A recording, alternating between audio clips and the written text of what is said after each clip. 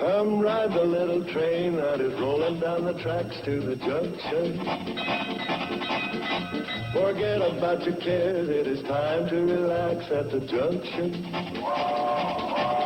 Lots of curves, you bet, and even more when you get to the junction. Petticoat Junction.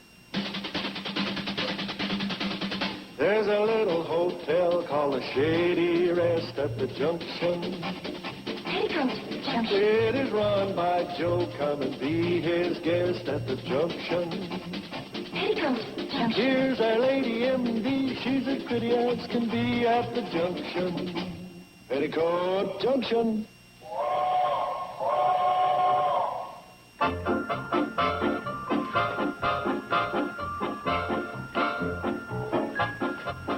Where do you want it? Oh, right there will be fine.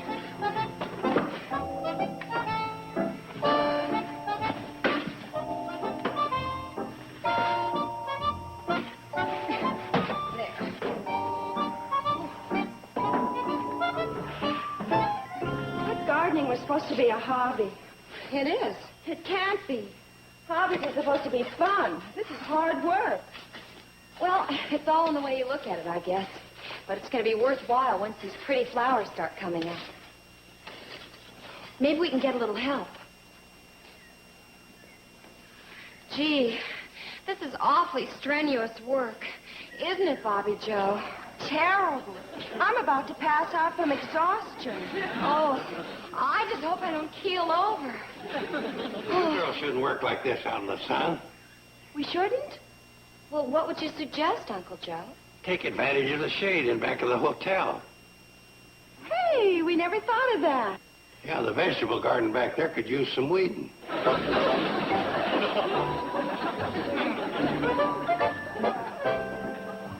After all these years, we should have known.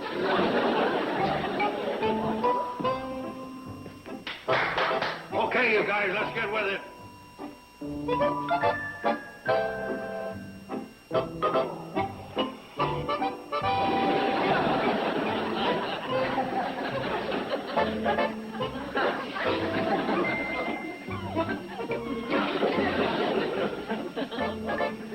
Hey, you. Okay, you're dismissed.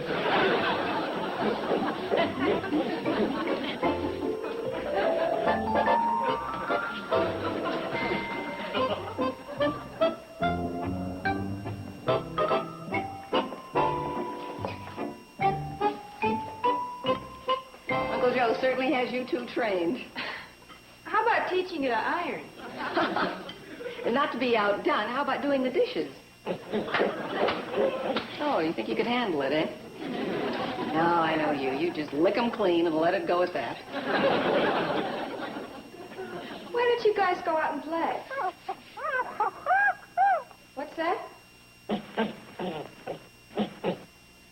Oh, you want one of these? I didn't know monkeys liked apples. I guess they do. You want one, too? Even if I did give you an apple, how would you hold it? Why don't you give Dog a biscuit?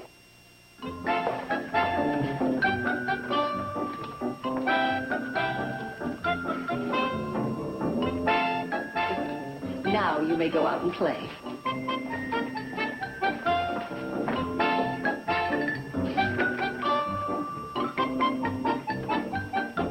And be careful where you throw the apple core. Billy Joe? Hmm? How about knocking it off for the day? You mean quit now? Yeah. Boy, you sure do have a lot of Uncle Joe in you. Well? Oh, we don't have that much more to do. Come on, let's finish it off and get it over with. Oh, no, stop that!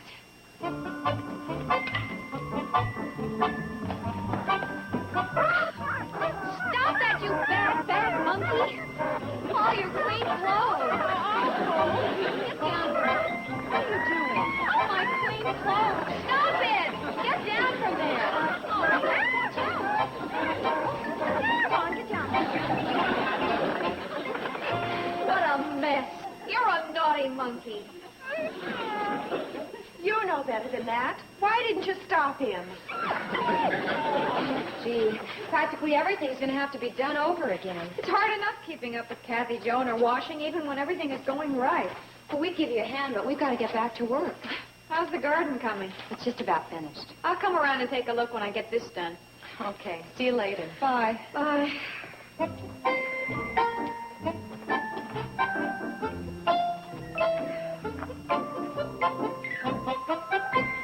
Oh, no, look. Our new garden. Get out of there, you bad monkey. Give me that and get away. Our work done for nothing. Well, we're going to do something about it. Uncle Joe! Uncle Joe! Look over there. Now, we know you didn't pull up that plant. You know better. Yeah. You're just doing that to keep your pal from taking all the blame. You girls want me? We sure do. Come on down here. Now, just look at that. What's the matter? Did you get tired? I thought you'd have them all planted by now. Joe, we did have them all planted. The monkey pulled them up. He did? Yes, he did. He wrecked everything. Well, he is kind of a playful little rascal. Well, you may think he's playful, but we don't think he's amusing at all. And Betty Jo doesn't think so either after what he did to her laundry. Stop, you come back here. Stop, I said. Girls, head him off. Well, I'll go this way.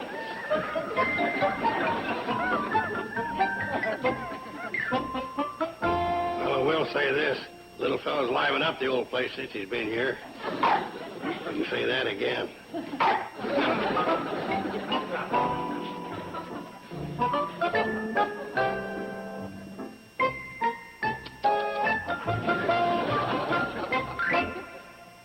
Petticoat Junction will...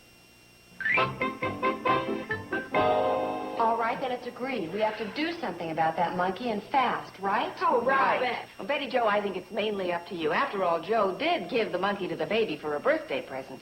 I know. That's what makes it so difficult.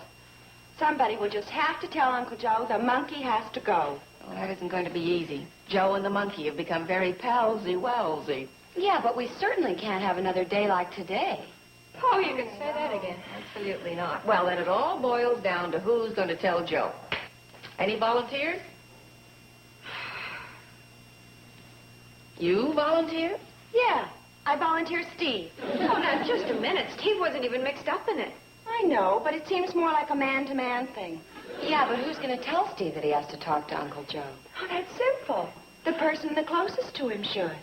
Thanks a chunk.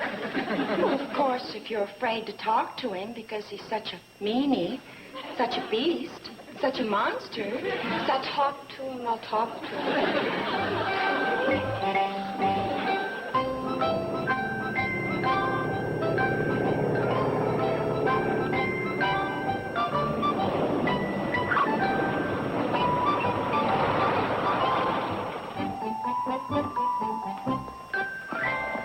Hi, darling. Hi.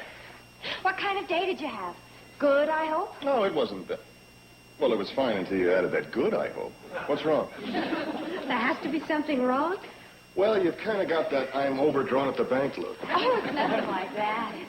Let's see, the last time you had this look was when you donated my bowling ball to the church rummage sale. You aren't even close. It has to do with the monkey. He donated my bowling ball to the church rummage sale? Well, that could be next. That's why I wanted to head you off before you talked to Uncle Joe. Now, before you go fishing, you got to get some bait. And right here is my favorite spot.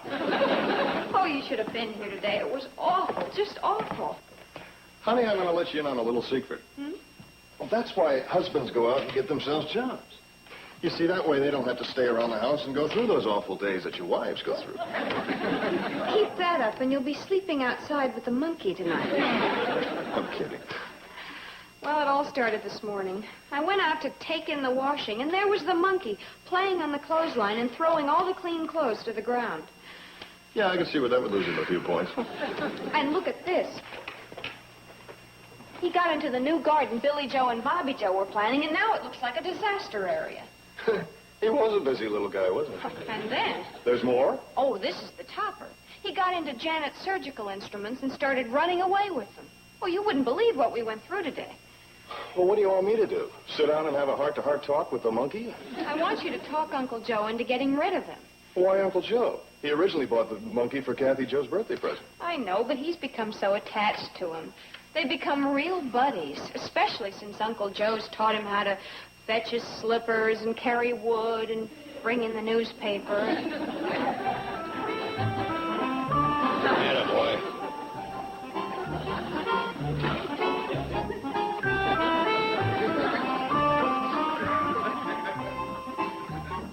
Not now. That's plenty. With the lures I've got, we've got more than enough bait.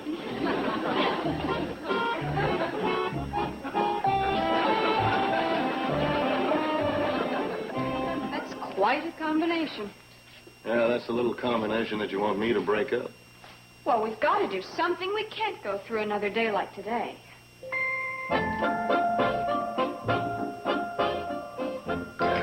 Joe must be having good luck. He didn't even make it home in time for dinner. Oh, no. He had his dinner before he left, and he asked us to save him more for when he gets back. That explains it. Well, that must be Uncle Joe now. And Steve, I want you to talk to him about the monkey right now and get it out of the way. Honey, if you don't mind, I think I'll wait until after he finishes his second dinner. Hey, Joe, looks like you did all right. This is only part of them.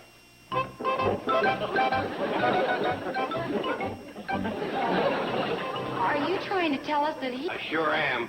This is only his first time, and he's already a better fisherman than Sam Drucker.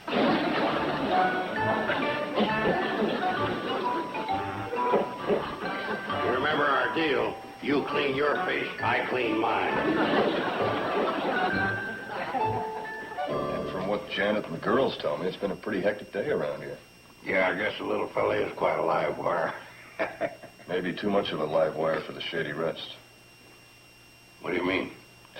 Well, the girls feel, and I'm inclined to agree, that we ought to get rid of the monkey. Get rid of him. Joe, I realize that you gave him to Kathy Joe for a birthday gift, and it was a very nice gesture. Well, where would we take him? Well, how about back to the pet shop where you got him? Oh, he wouldn't like that. All cooped up, he's got to have room to run around. Kind of have grown attached to him, haven't you? Well, we have gotten pretty friendly. We see eye to eye on a lot of things. Well, the important thing is we got to find a good home for him. Well, that's the only way I'd let him go. Hey, how about the children's zoo over in Riverdale? Zoo? Well, he'd have plenty of room to run around. Yeah, I guess it wouldn't be too bad. And they'd be good to him, too, Joe. Yeah. What do you say? Okay. I'll take him over there tomorrow.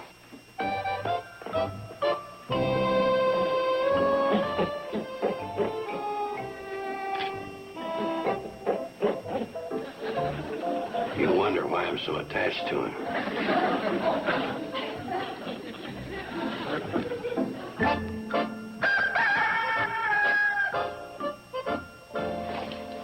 Have a good day. Thanks. Hey, want to give your old man a kiss? There you go. I hope you have a better day than yesterday. Oh, I'm dreading the departure, but after we get by that, we'll be okay.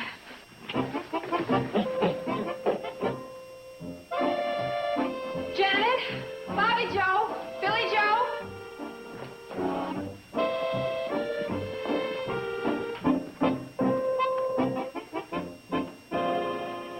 You guys have to all show up. What do you mean? Well, it's tough enough leaving, but when we're all around saying goodbye, Well, then we'll make it as painless as possible. Goodbye. Goodbye, little guy. Bye. say goodbye to Kathy Joe.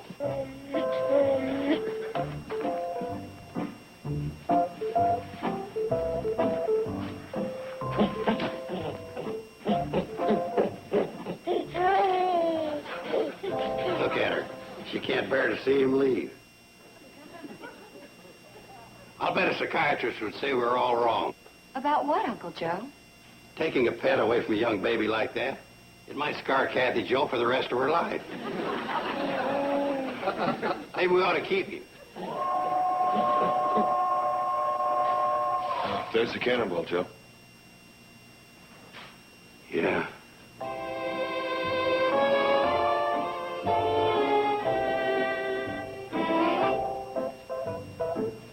Wave goodbye.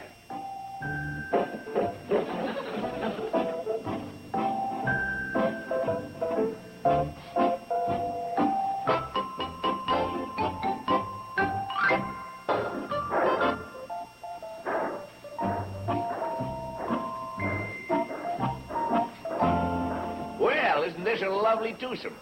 Joe, when are you two going to start wearing father and son suits? Sam, this is no time for wisecracks. Oh, what's up? I'm taking him over to the Children's Zoo in Riverdale.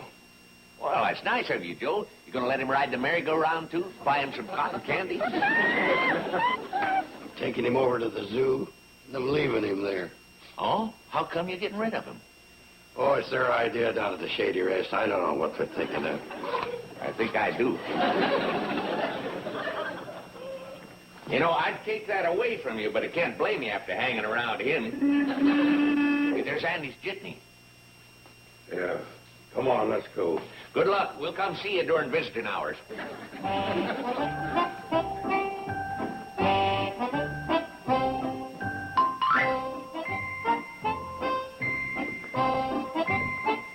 Oh, well, that didn't take you long, Joe. How'd the little guy like the zoo?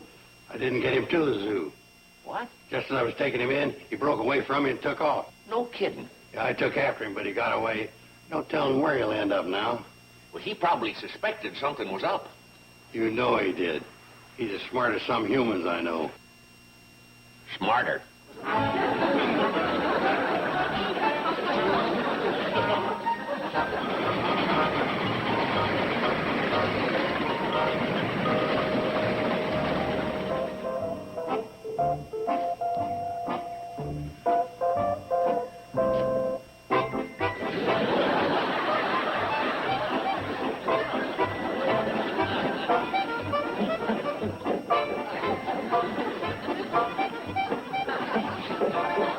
Hi, little fella. You found your way back.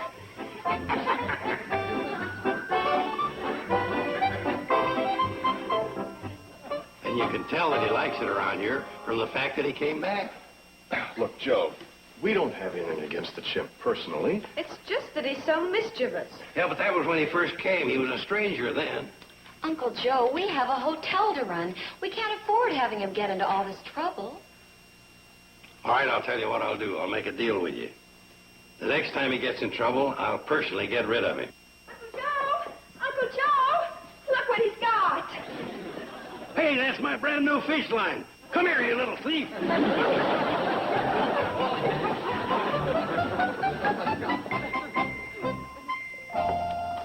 How about some fine imported lace handkerchiefs at 50 cents a dozen? 50 cents a dozen? Well, they're only imported from Chicago. Joe. Oh, what's the matter? Take an ad, Sam. A paid ad? Yeah, I'll pay for it. Well, this is serious. Okay, what is it? Wanted. Good home for trained chimp. No charge to family who will offer tender, loving care. Really gonna do it, huh? Yeah, I really am. But if he's so well trained and knows so many tricks and is so good with kids... Sam, will you stop trying to break my heart and just write the ad? I beg your pardon, I couldn't help it over here. You want to give away a real live chimp? That's right. One that really does tricks like a chimp? Like a human. Well, say now, are you in luck? Huh? I just happen to be one of the great animal lovers of all time. Right, Mr. Drucker? All right. Oh, well, that's right. You don't know me that well. Well, I am. As a matter of fact, this selling business is just a sideline. Well, it ought to be. Joe, did you ever hear of imported handkerchiefs? You mean you're really interested in having the chimp? Well, you just bet your bottom. You did say giveaway. $1 I am. Give him a good home? Oh, yes, the finest of care. Big yard, flowers, children, swings. Really? Joe, I don't know about this fella. I kind of think... Mr. Drucker, we're only business acquaintances. How could you possibly know what's in here? Well, Man's right, Sam. Who'd have thought I'd be a sucker for a monkey? Joe, in your present state, I won't take advantage of an opening like that. You really love the little fella? Like a father. Gentlemen, I wonder if I might use your telephone in private. You want us to step outside? Yes, well, you see, I have to call my wife and tell her. So? Well, you know how it is with wives and families. Sometimes you have to sort of talk them into things. I mean, they don't always have it like we do. Yeah, I know what you mean. Come on, Sam. Yeah, but stepping outside my own store. Come on.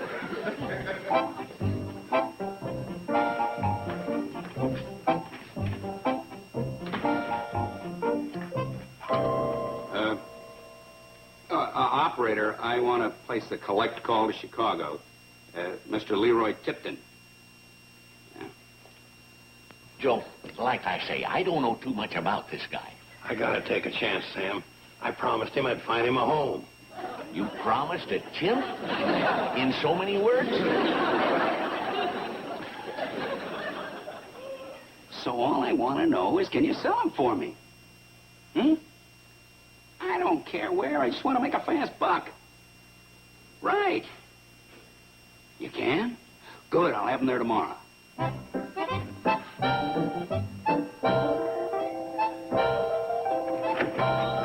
Everything okay? Oh, yes. And the children are so happy.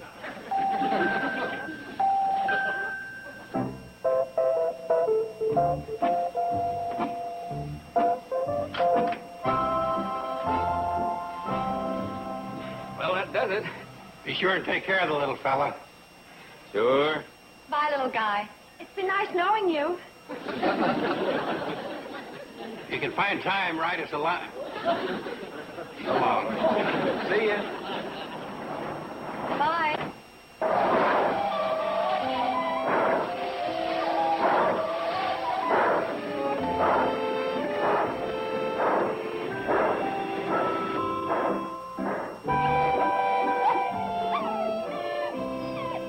He'll be better off, Uncle Joe. It sounds like he's getting a good home. Yeah, I guess so.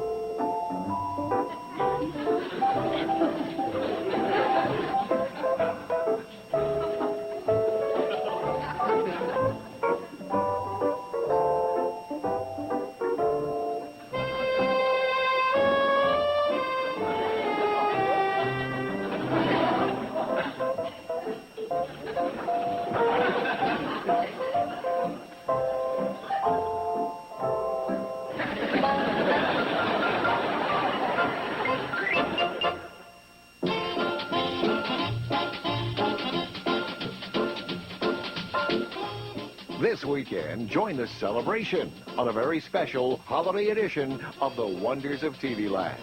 With Andy Williams, Sonny and Cher, Pat Boone, rare star-studded Christmas specials. Perfect for the whole family. This Saturday and Sunday at 6 p.m. Eastern, 3 Pacific on The Wonders of TV Land. Now stay tuned for Green Acres, next on Nick at Night's TV Land. Petticoat Junction.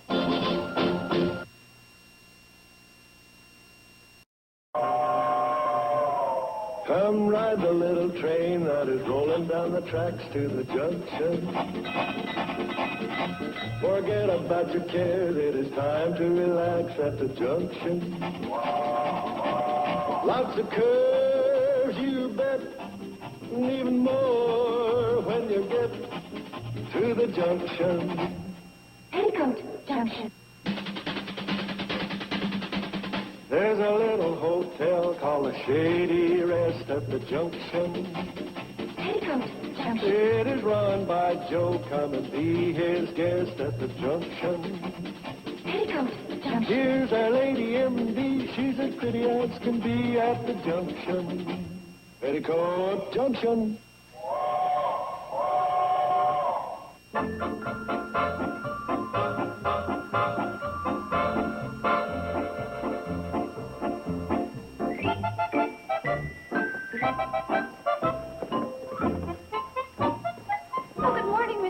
Leaving us? Afraid so. Pretty well covered this territory. Well, we hope you enjoyed your stay. And be sure and come back again. I sure will. Oh, Uncle Joe will check you out. Just ring the bell. Oh, ring a bell. Right. Bring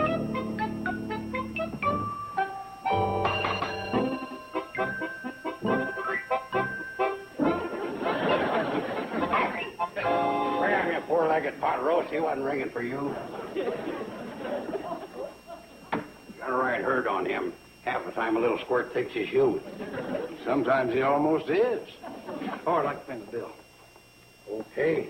I'll just check the files here.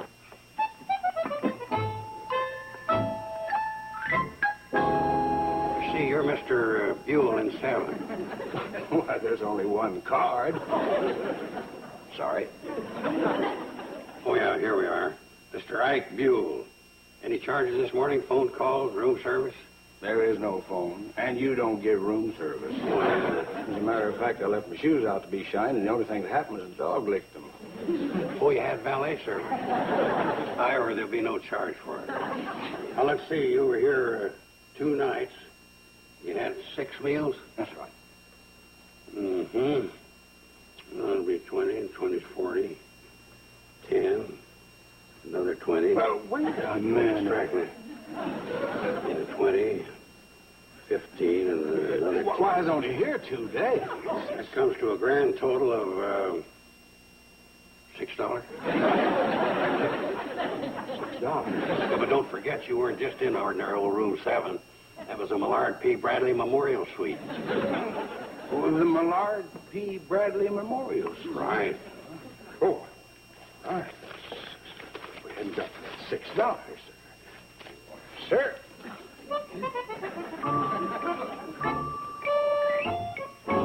Goodbye, Doctor. Goodbye. Do come again. Are you kidding? At these prices, I may move in permanently.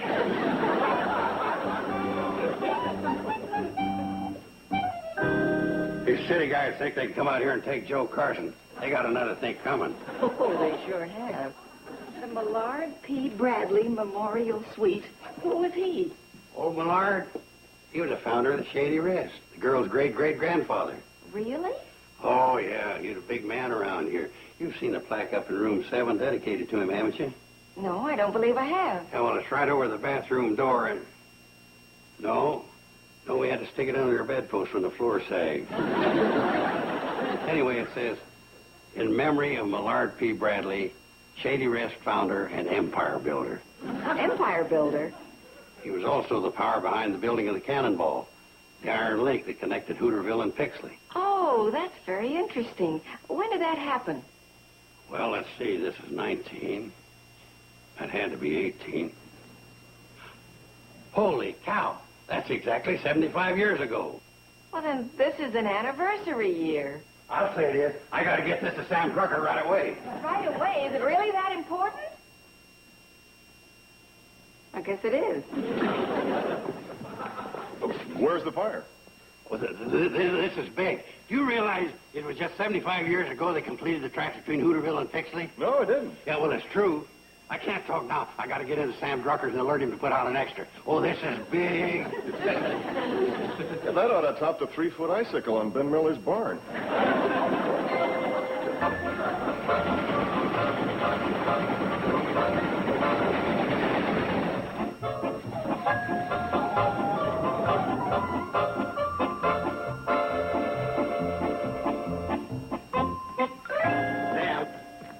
Sam! Yeah? Sam. Guess what day this is? Saturday. Right. Now, guess what? It'll be exactly 1 week from today. Another Saturday. Wrong. They change? I mean, it's not just another Saturday. It's a very special Saturday. A momentous anniversary. No kidding. Now, come on, Sam. Guess what we celebrate? Something that happened in the past. Something very big. Oh, Joe, you remembered. Remembered what? 4 years ago, I got my new meat grinder. No. Guess again. Come on, Sam, guess. Oh, you'll never guess. Well, then tell me. Guess. Now, Joe. All right. Sam, it was just 75 years ago that the railroad tracks joining Pixley and Hooterville was completed. Oh, that can't be. I'm telling you it is. Joe, as editor of the local paper, I'd be aware of such an important date. And how come you aren't? Well, Oh, look, there's no use arguing about it. I'll go look it up in the morgue. Morgue? That's newspaper talk. In your case, it fits. All that dead news you turn out.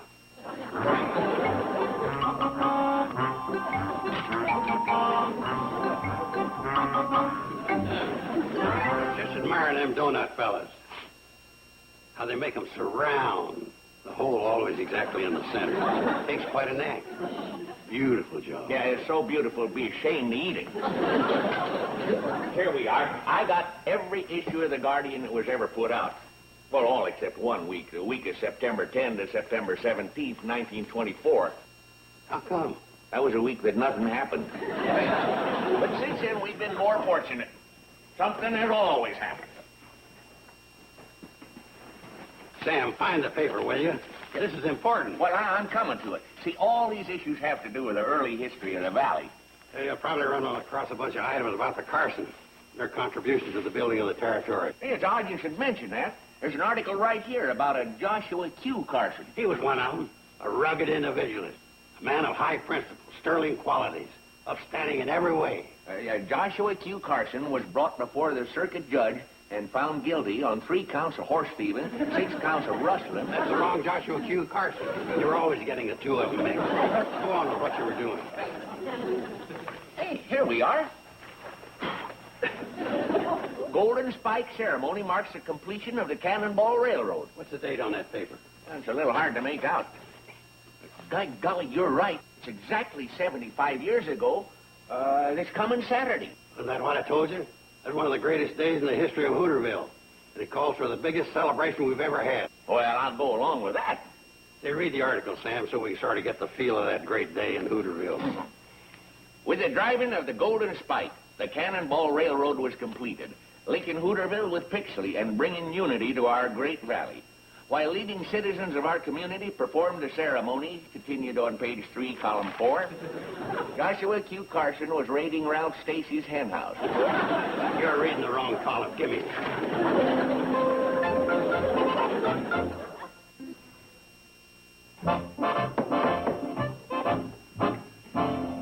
Gentlemen, I've gathered you here today to brief you on one of the most auspicious occasions in our lifetime. The 75th anniversary of the driving of the Golden Spike, which brought peace and unity to this lovely little valley. And in keeping with our theme of peace and unity, I have invited 2 representatives from Pixley, Mayor Potts and Hank Thacker. And 2 representatives from Hooterville, Sam Drucker, postmaster and publisher,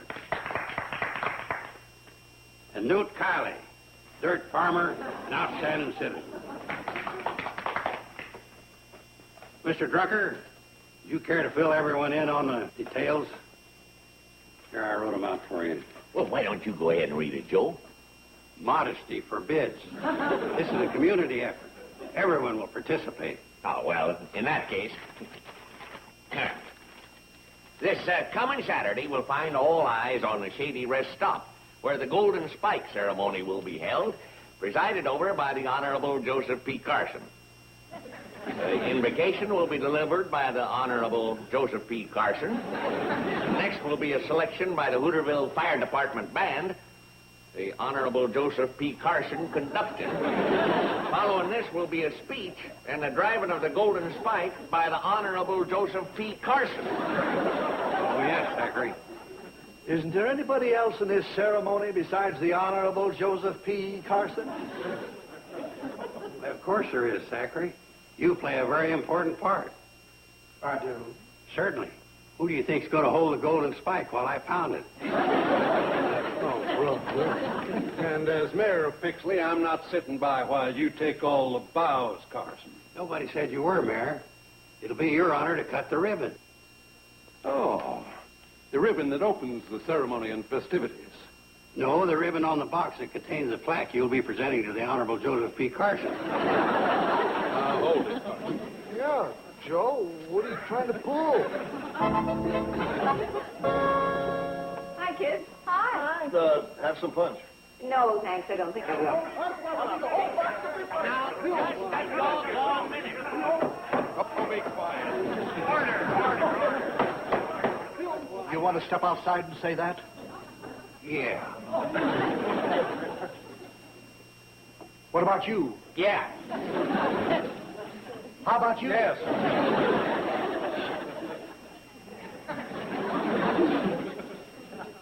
Why don't we ever have anybody my side? Maybe I will have some punch.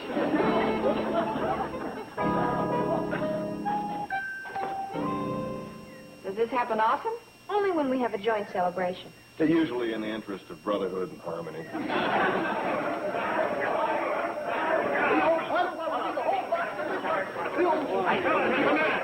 Fellas, please!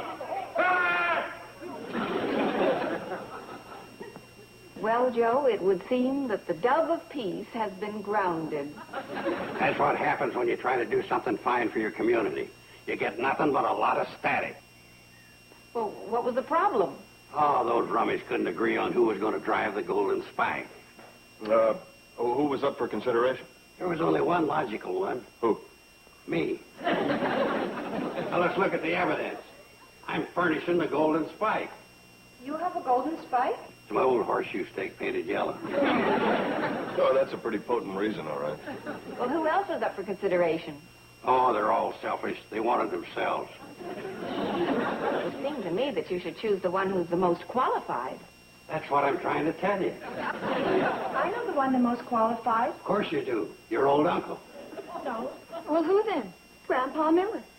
He wasn't even at the meeting. Maybe not, but he was at the original Golden Spike ceremony. He what? That's right. Oh, my gosh, he used to tell us about it often enough. Well, he'd visit our school on Founder's Day.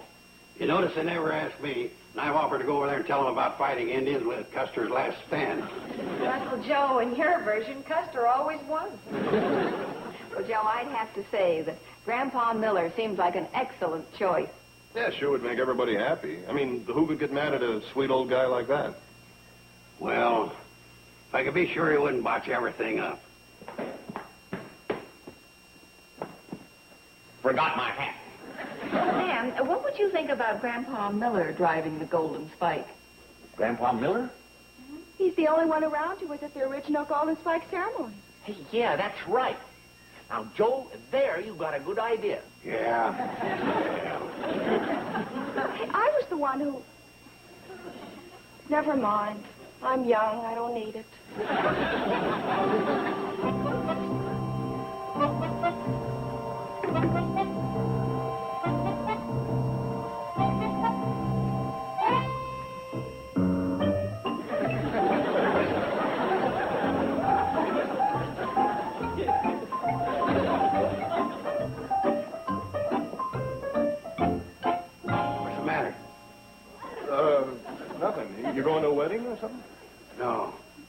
got the job as pitchman at the carnival. We're holding a rehearsal for our Golden Spike ceremonies.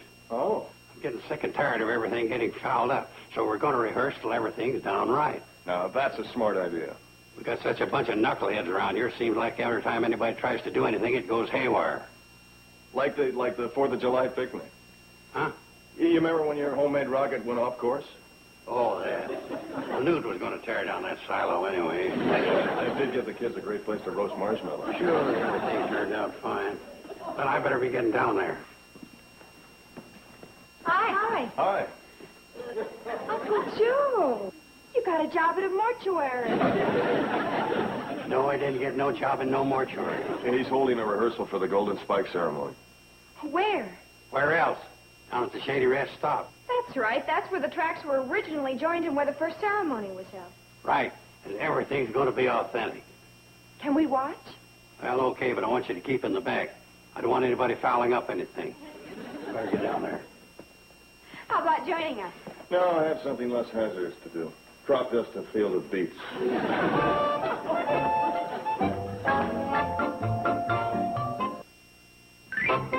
Okay, everybody. Now listen to me. The reason we're having this rehearsal is so none of you goof-offs will goof off. Got it? Joe? Yeah, Sam. I thought when we agreed with your choice of Grandpa Miller that this time our meeting would be harmonious, that there'd be a spirit of camaraderie and good fellowship. No. So? Well, I don't consider being called a goof-off the height of good fellowship. Oh, brother. How thin-skinned can you get? Beloved fellow citizens, may I prevail upon you? All right, forget it. Just be your ugly self. Okay, now, Grandpa. You understand what you're supposed to do. As our oldest living citizen, you step forward, grab the mallet, and then... Grandpa, wake up. Oh. Hiya, Joe. Hello there, Sam. Brother, am I glad these only happen once every 75 years. Now, Grandpa, pay attention, because I'm only going to tell you this once. Don't you call me a dunce.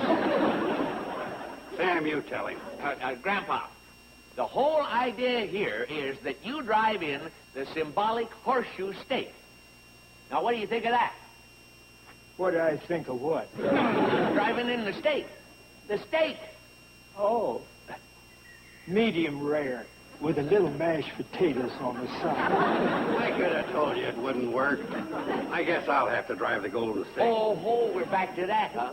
Well, as postmaster of Hooterville, I'll drive it in. Well, I think an ordinary citizen ought to have the honor, and I'm awful ordinary. No, you're not leaving Pixley out of this. As mayor of that illustrious city, I'll drive it. Oh, no, you won't. I'll drive it. Oh, no, you won't. I'm driving the Golden. I'll drive the steak. I'll drive it. If you're all going to argue about it, why don't I drive it? All right, you fellas. Line up over here. Now, Grandpa, when I nod my head, you hit it. Well, not my head. Golden State. See, there it is. There it is.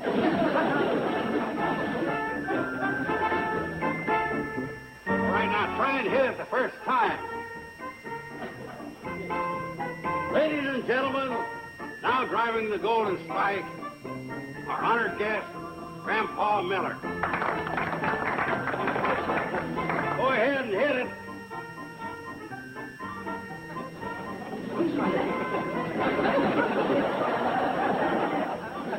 Maybe I ought to.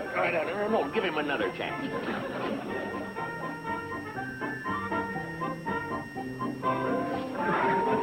Give me.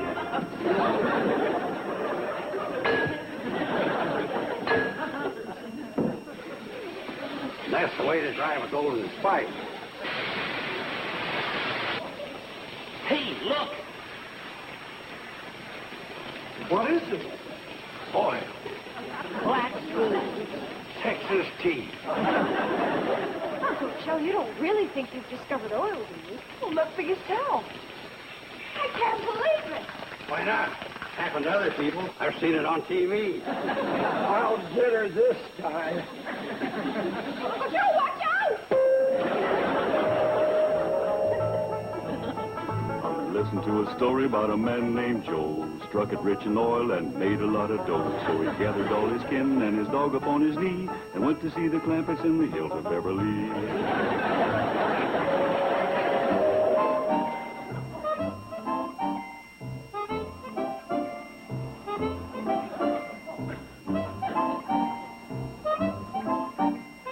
There now. That's better. Are you all right, Joe? Did we really hit oil? We sure did. I never felt better in my life.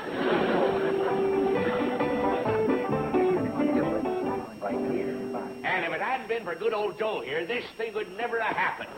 In the years to come, we won't be celebrating the Golden Spike ceremony. It'll be the day Joe Carson struck oil in the valley. Hey, just think what we can do with all that revenue from the oil. Well, I could remodel my post office. Remodel nothing.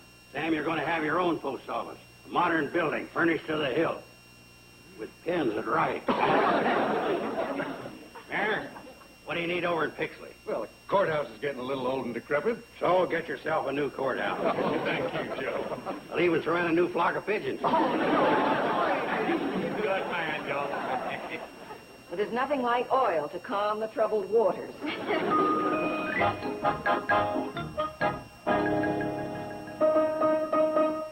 Happy days are here again. The skies above are clear again. Let us sing a song of cheer again. Happy days are here again. All together shout it now. There's no one who can doubt it now. Let us tell the world about it now. Happy days are here again. Cares and troubles are gone. Your cares and troubles are gone. There'll be no more from now There'll be no more from now on. Happy days are here again. The skies above are clear again. Let us sing a song of cheer again. Happy days are here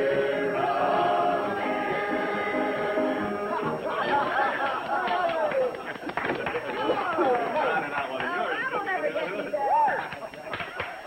Very good. Bravo, thanks. Steve, you'll never guess what happened. Uncle Joe's discovered oil down at the Shady rest stop. You're kidding. He really did. Yeah. Well, congratulations, Joe.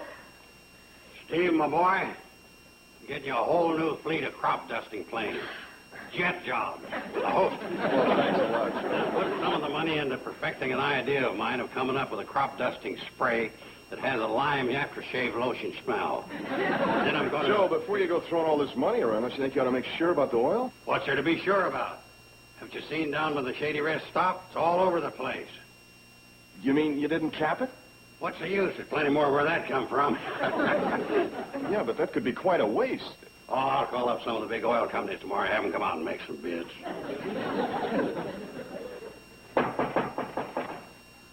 Hi.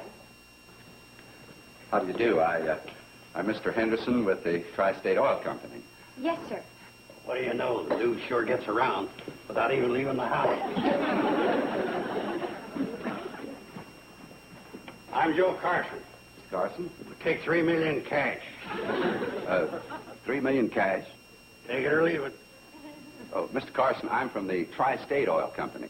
Yeah, you told me. Oh, yes, I know, but... Now, don't stall. Or I'll get tough like they did in Alaska, and it'll cost you $900 million before you can say there goes another gusher. Sir, I think there needs to be a little explaining here. Now, about that oil down there at the train stop. Oh, you've seen it? Oh, goodness, it's running all the way down to the water tower. Well, that oil sure is pouring. Maybe we should hold out for $4 million. Now you're talking. Mr. Carson, that oil that's pouring is coming from a pipeline. Tri-State Oil Company's pipeline. Tri-State, I think. It appears that someone has punctured the line. Well, we were just having a little golden spike ceremony. And, yes? Well, look, if there's any damages, I'm sure all my pals here will gladly chip in. And What do you mean, gladly chip in? You were the one who was pounding the steak. If you hadn't been such a hog, it wouldn't have happened. Yeah, the way Grandpa Miller was going, he'd have never even hit the stake. Yeah, Carson. Get lost. Mr. Henderson, why don't we go down and take a look? I'm sure we can work out something. There's no big problem. We're just happy to have found the leak, sir. Goodbye. Oh, we're sorry, Uncle Joe. We love you anyway. Thanks, kids. But you don't need to feel sorry for your old Uncle Joe. I enjoyed every minute of it. You know, for 2 hours and 23 minutes, I was a millionaire.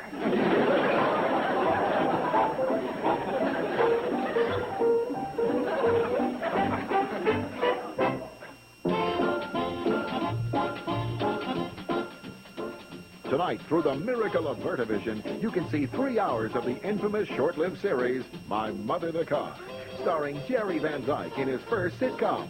6 episodes back-to-back, tonight, starting at 8 Eastern, 5 Pacific. If you need help talking to your kids about drugs, Ride the little train that is rolling down the tracks to the junction. Forget about your cares, it is time to relax at the junction. Lots of curves, you bet, and even more when you get to the junction. Petticoat Junction. There's a little hotel called the Shady Rest at the junction. Petticoat Junction. It is run by Joe. Come and be his guest at the junction. Petticoat Junction. Here's our lady MD. She's as pretty as can be at the junction. Petticoat Junction.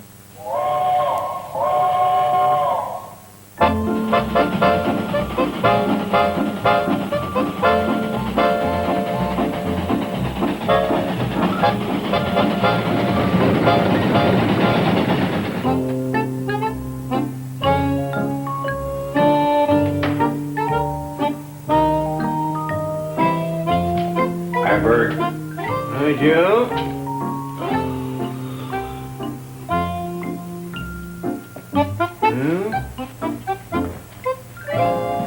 What'll it be? Nothing. What do you mean, nothing? Just what I said. No haircut? Shave? Massage? Then sit over there. Why, you ain't got no customer right this minute, have you? Now, that ain't the point. What is the point? And the point is that you sitting in that chair, customer comes by, looks in the window, says Bert's busy, better come back another time. Now, I could lose business that way. Well, that ain't the way to look at it. Huh? The way to look at it is this. Somebody comes by, they see a customer in the chair, they see that Bert's busy, he must be a good barber. Yeah. Why not? I want to look busy, not stupid. Hey, Joe, look at this. And it's for you. What is it? A registered letter. No kidding? So that's what they look like. Sure, that's her. I knew we'd get one someday. Let me have it. Oh, no. You got to follow official procedure. You got to sign for it. Okay. No, Joe, I said we got to follow official procedure. First, you got to identify yourself. Are you Joseph P. Carson? Oh, Joe, you got to be identified. Now, are you Joseph P. Carson?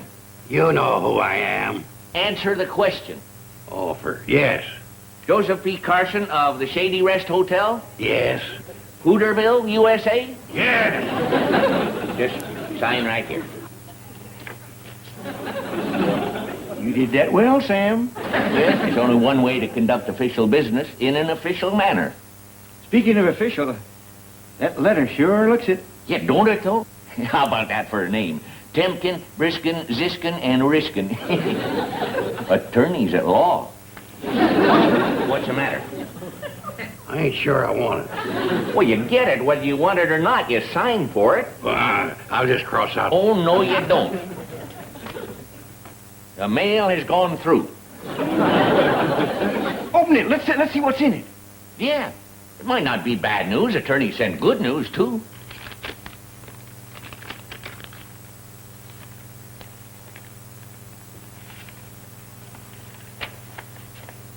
Dear sir, we have been looking for you for a long time. Uh-oh. Sam, You better mark this person's unknown, send it back. I ain't so sure I want it. I can't do that, Joe. The mail has been officially delivered in front of a witness. We have been looking for you for a long time in behalf of our client, Mr. H.A. Smith. If this letter reaches you, and we will know whether it does or not by the return registration slip, Mr. Smith will contact you in person. Oh, boy. What do you suppose that's all about, Joe? Maybe something from his deep, dark past. But what? Well, who knows? Maybe an irate husband? No, it couldn't be. Why not? Show him your mirror, Bert. Oh, cut out the funny stuff, you guys. I'm in deep trouble, the worst kind. I don't even know what it is.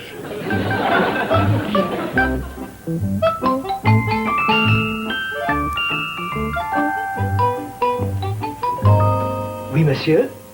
Oh, hi. I guess I better talk to the boss. Pardon? Madame Lavelle. I better talk to her. This is pretty important. I am Madame Lavelle. No kidding? Boy, you got on a good makeup. I do not mean I am a woman. I am the new owner of the shop. The name came with it. Oh, yeah. Well, I guess you couldn't call it Charlie's. What can I do for you?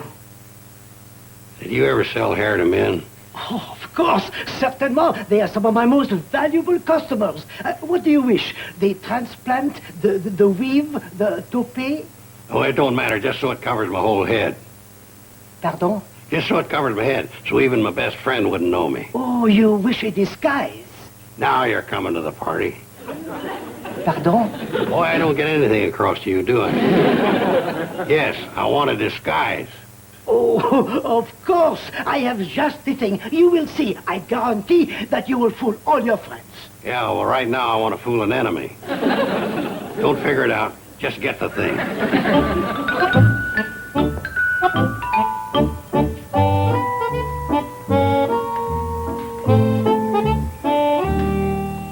So, this Mr. Smith is due to arrive today. Uncle Joe's going up to Drucker's store to meet him. Beautiful. What? Oh, these marigolds, they should be very beautiful.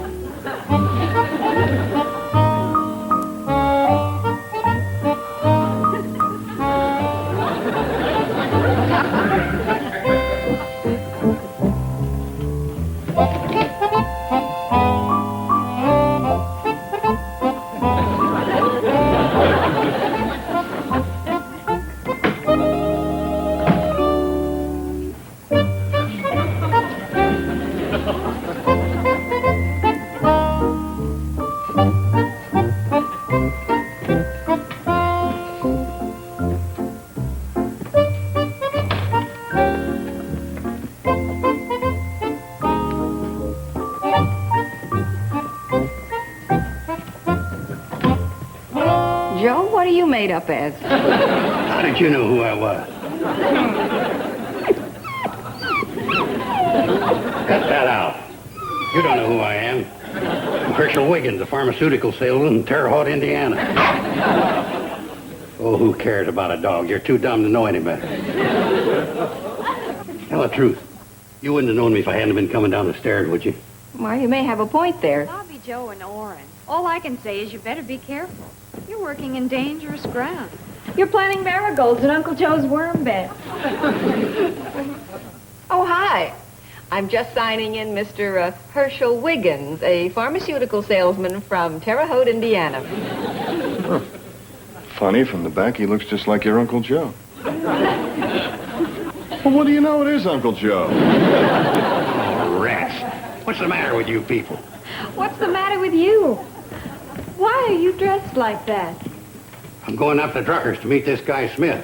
I don't want him to know who I am until I have time to case him and find out what his game is. But I thought you didn't even remember him. I don't, but apparently he remembers me. I ain't taking no chances. There's a cannonball. I have to be going. Good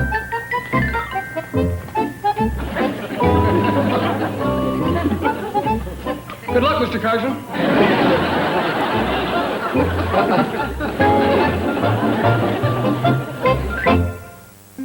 Petticoat Junction will return after these messages. Does life get you down? Nobody cares about me. Make you feel bad? Everybody hates me. Well, TV Land will make you feel good with renewed confidence. You're the best. And healthy self-esteem. I'm an emperor. I'm a living god. Yes, TV Land will teach you to hold your head up high and say, I like me, no matter what others think. You're looking at living, smiling proof. Take the first step. Just say, take me to TV Land. And now, back to Petticoat Junction. Oh,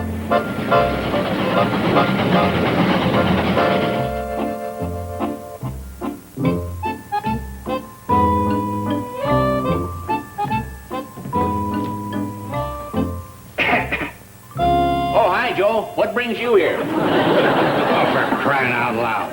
Just for 1 second, didn't you think it was somebody else? Nope. Well, that does it. I might as well face the music as the real me. The real you? I thought I'd disguise myself so when the Smith guy comes around, I'd find out what he's up to without revealing my true identity. But it's no use. I couldn't even fool the dog. Hey, that must be him now. Well, we'll know the worst in a few minutes.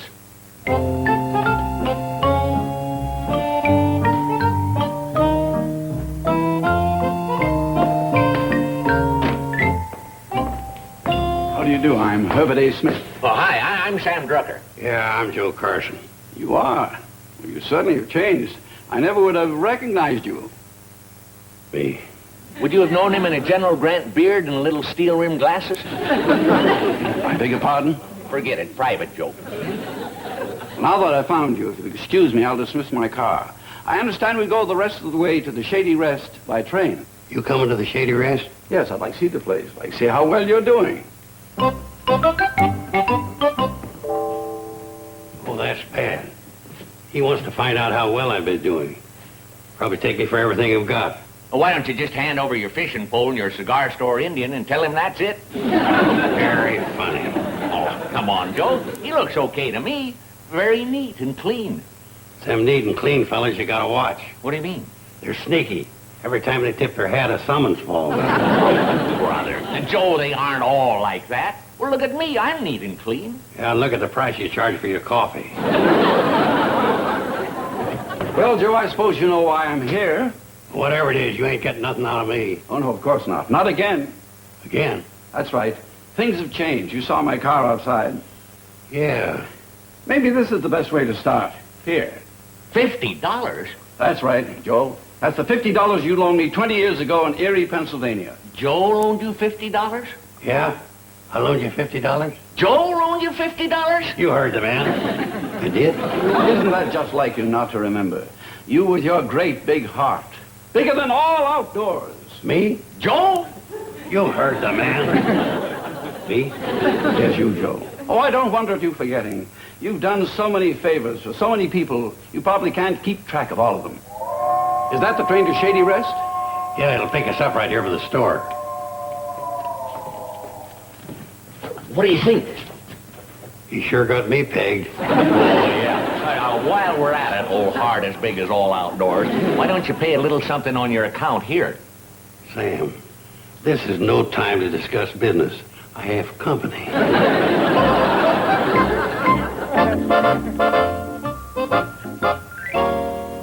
No, Bobby Joe. Put him in room number 7. That's our finest. Lard P. Bradley suite. Suite? Yes, it has a walk-in closet. Right next to the bathroom. Oh, that's just fine. You've got quite a place here, Joe, and a lovely family. Well, thank you, Mr. Herb. Tell me, Mr. Smith, where did you first meet Joe? Erie, Pennsylvania, 20 years ago. But I'll never forget it. Why? Why? I'll tell you why. There I was broke, absolutely flat, down on my luck. Everything had gone wrong. A man couldn't get any lower. Then out of the blue, there came a saint. Literally a saint. Your Uncle Joe. What happened, Uncle Joe? Oh, nothing. Nothing. Isn't that just like him? All he did was come to me, almost a total stranger, and stake me to a grub stake of $50. You're kidding. Oh, I realize that all of you who know Joe so well probably think of it just as a typical gesture of his. But you're probably not surprised at all. Oh, no, not at all. Aren't you? I mean, no, not at all. But to me, it is more than mere money. It was a renewal of faith in my fellow man, the encouragement to try one more time.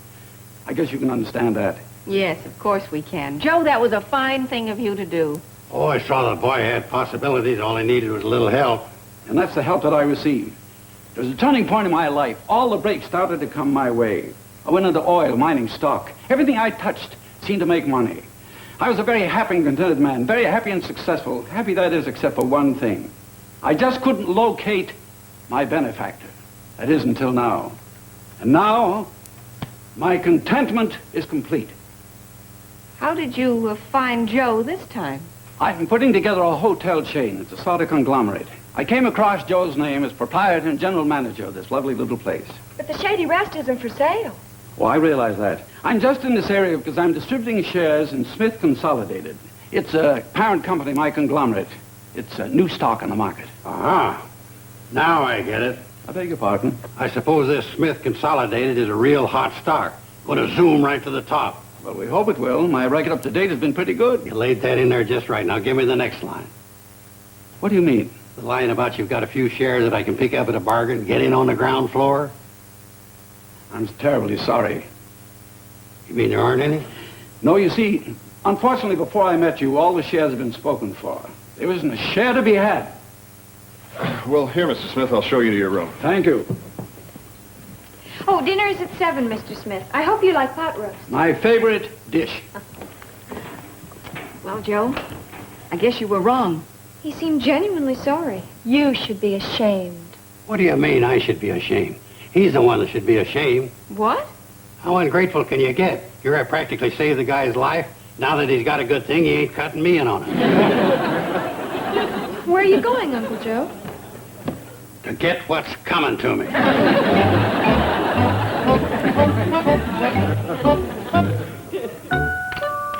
There you go, Mr. Smith. If there's anything else you want, just holler. You might even get it. Thank you.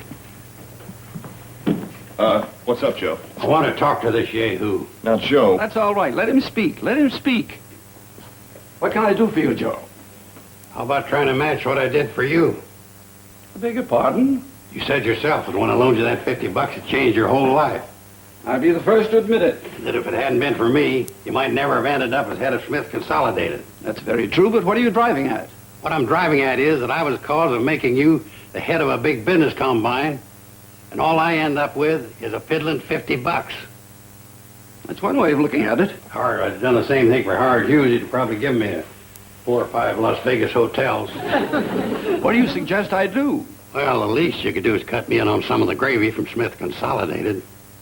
But, Mr. Carson... In that gravy, there ought to be a few mushrooms and some meatballs. I told you, the shares are all bought up. Okay. How about cutting me in on some of the shares you own? Maybe your old pal Joe Carson isn't worth doing that for. Oh, you are. You certainly are. I'm surprised I didn't think of it myself. How much would you like to invest? Well, I still got the piddling $50. It's a start, but it wouldn't give you very many shares. How about if I put this hotel up? You mean you put up the hotel? You would invest to that extent? Sure. That is, if you let your old pal and benefactor in for that amount. I will. You give me the deed to the hotel, and the first thing in the morning, I'll go into the city and arrange for the transfer of the shares. It's a deal. Petticoat Junction will return after these messages. Been matched against Titleist, Max Flight, and Dot, and found to be comparable in categories tested. Try one. If you don't agree, return the dozen and get your money back. Exclusively at White Front Stores. Take me to tea. Take me to tea. Well, goodbye. Goodbye. Hope you're swinging a deal. Bye. Goodbye. Bye. Hurry back. Bye. Don't worry, I'll handle everything.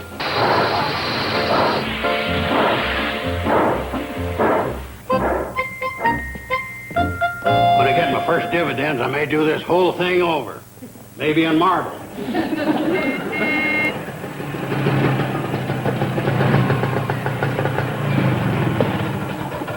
What do you want? Oh, I just thought Bobby Joe might want to go for a ride.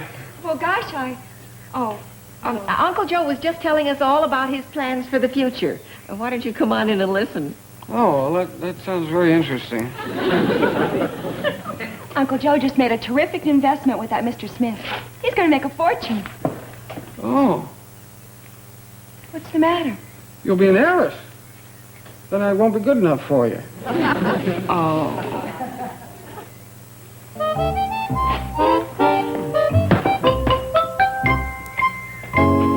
That just goes to prove as you go through life, play the game fair and square, always help your fellow man, you'll come out on top. Well, don't forget, Joe, it helps to be in the right place at the right time. Huh? Well, if you hadn't been in Erie, Pennsylvania 20 years ago and met Mr. Smith, none of this would have happened. Oh, I see what you mean. Say, did you live in Erie, Pennsylvania? Maybe you knew my Uncle Fred. He had a little fish store down by the lake, Fred's Fresh Fish. I guess just about everybody knew Uncle Fred in Erie. No, I didn't know your Uncle Fred. Well, I just thought, if you lived in Erie, Pennsylvania... I didn't live in Erie, Pennsylvania. Oh. Well, I thought that you said that... I just happened to be there. Oh. How did you happen to be there, Uncle Joe? What? I said, how did you happen to be in Erie, Pennsylvania? Oh. Well, I guess it was when I was there. No, it was when I was on the road for... No, it wasn't that either. Oh, sure. I went to the World's Fair there. No, they didn't have the World's Fair there. Oh, no. What's the matter? I never was in Erie, Pennsylvania. Oh, my gosh. And that Mr. Smith, you never loaned him $50? The whole thing never happened? He could have made the whole thing up. And you gave him a deed to the hotel. Maybe we can head him off. Run after the cannonball? What about Orrin's motorbike? Yeah. Do you know how to drive that? Orrin, you could drive it. Oh, sure. At your service, Mr. Carson. Any uncle of Bobby Joe's is a friend of mine. Come on. As a matter of fact... Here, go.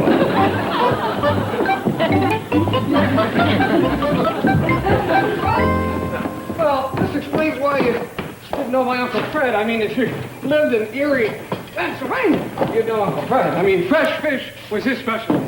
Will you get this thing started?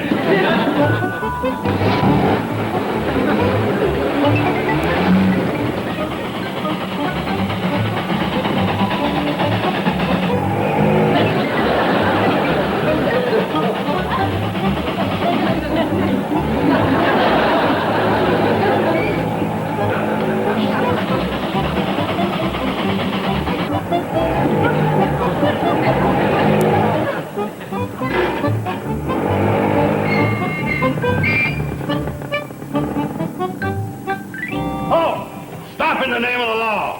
Why, Joe? Don't Joe me, you Judas. Officer, do your duty. Stop that man. Mr. Carson, I'm not really an officer. See, I'm just a You member got a badge and a gun. Now do your duty. Sir, I'm going to have to ask you to come along with me. Come along where? Come along where? Well, nowhere. He gives back my $50 and the deed to the hotel. But, Joe, what about our deal? It's off. I'm on to your little game. Game?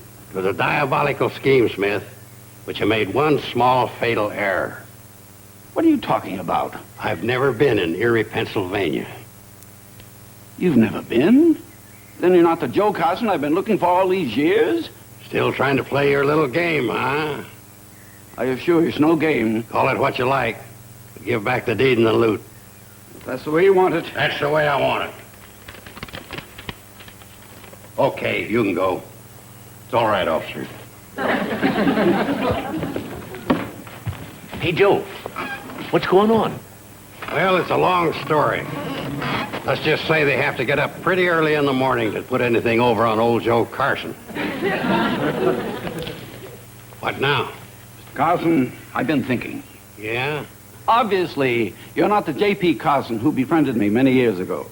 But you have many of his fine and noble qualities of honesty, integrity, and trustworthiness.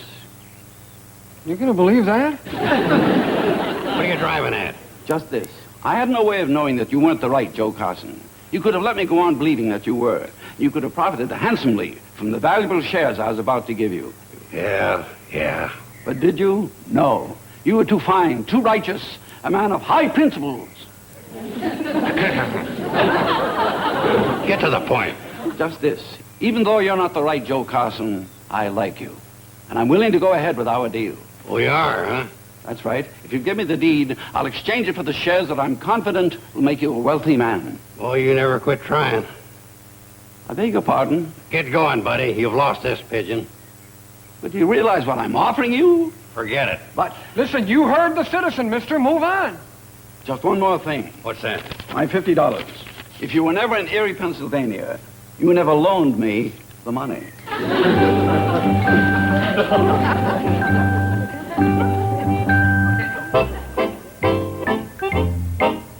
It's your turn, Doc. I know. Let me see now. Could be it. This'll work. There we are. And since that's a 7-letter word, I get an extra 50-point bonus. Well, if you're going to play that way, I haven't got a chance.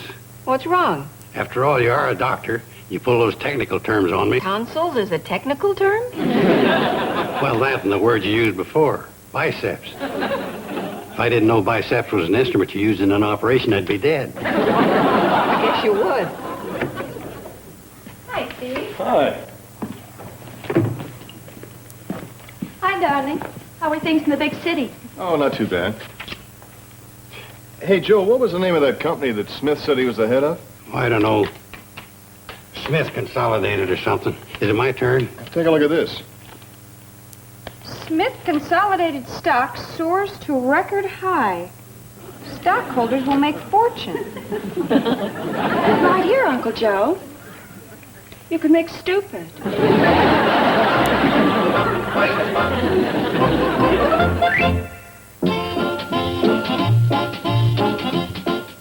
Up next, Green Acres is the place to be. And if that's the case, then TV Land is surely the place to be right now.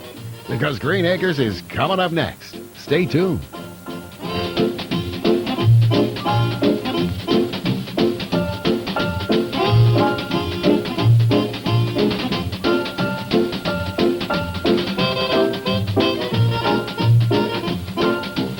Petticoat Junction.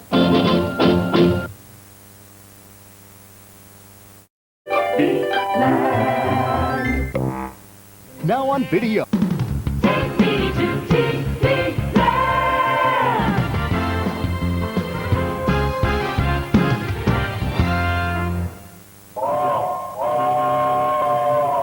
Come ride the little train that is rolling down the tracks to the junction.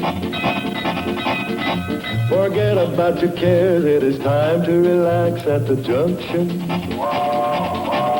Lots of curves, you bet, and even more when you get to the junction. Petticoat Junction. There's a little hotel called the Shady Rest at the junction. Petticoat Junction. It is run by Joe. Come and be his guest at the junction. Petticoat Junction. Here's our lady MD. She's as pretty as can be at the junction. Petticoat Junction.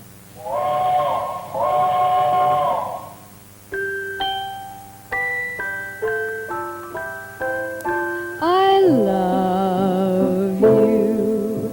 I love you. 3 words that are divine. And now, my dear, I'm waiting to hear the words that make you mine.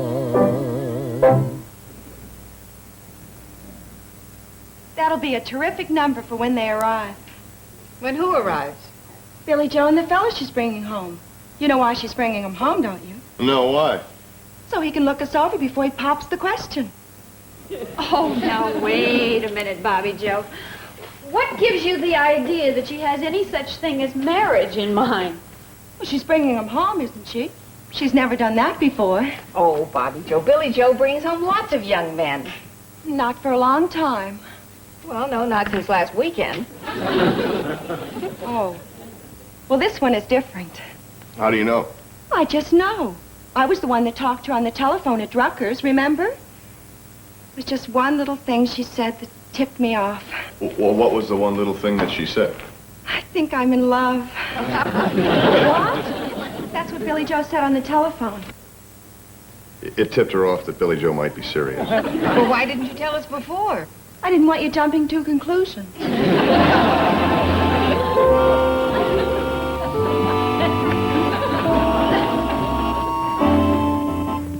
Hi, Pumpkin. Have a cookie. Uncle Joe, you'll spoil her. Oh, don't be silly. It's good for her to learn the finer things of life. Like eating snacks between meals. Between meals. He eats snacks between snacks. I'm just trying to keep up my constitution.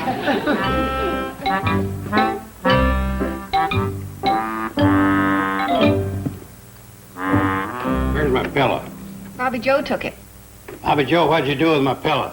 The one with the picture of Mount Fujiam on it. I put it in the basement so Billy Joe's new boyfriend wouldn't see it.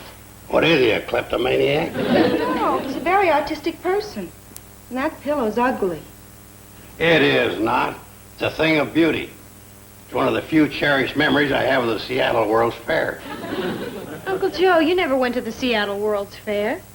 That's why I have such few memories. Anyway, I'll leave it to Janet. Isn't that a beautiful pillow?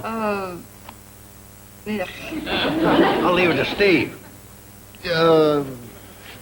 I'm with Janet. Betty Joe? Mm-mm. Oh, forget it. Oh, Uncle Joe, if Billy Joe really is serious about this boy and wants to make an impression, we should do everything we can to measure up. We have to prove ourselves to him? That's right. And Uncle Joe, I think it would be nice if you got dressed up and went to Drucker's store to meet them when they arrive. Dressed up? Right. Oh, please, Uncle Joe. You look so good in your best suit. Why, you could make everybody think you're a gentleman.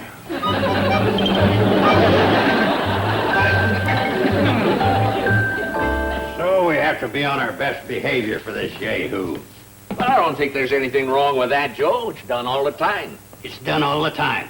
You're not the one that's wearing the starched collar to meet this bum. He's not a bum. How do you know? You've never even met him. Well, I know Billy Joe. You don't think she'd take up with anybody but a fine young man. Well, I'll bet he's an outstanding fellow. Well-educated, well-to-do, fine family.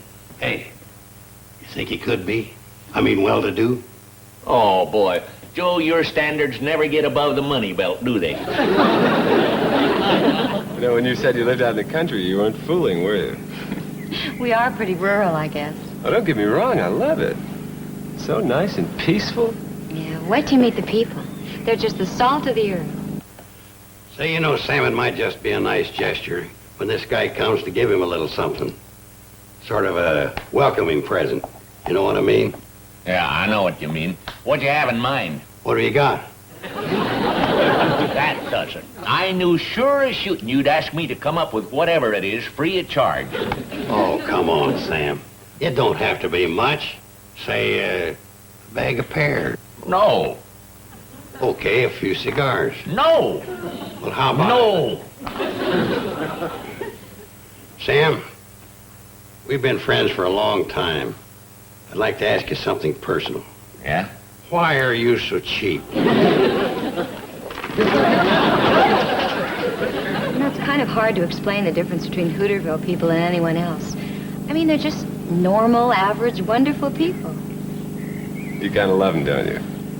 Yeah, I do. Well, come to think of it, that's the main thing about Hooterville. Everybody loves one another. It's kind of idyllic that way. Sounds great. Is great.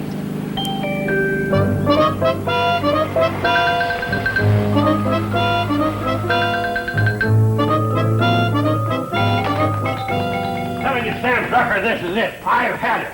I'll never set foot in your crummy store again as long as I live. Good. If I don't see you again in 100 years, it'll seem like the pause that refreshes.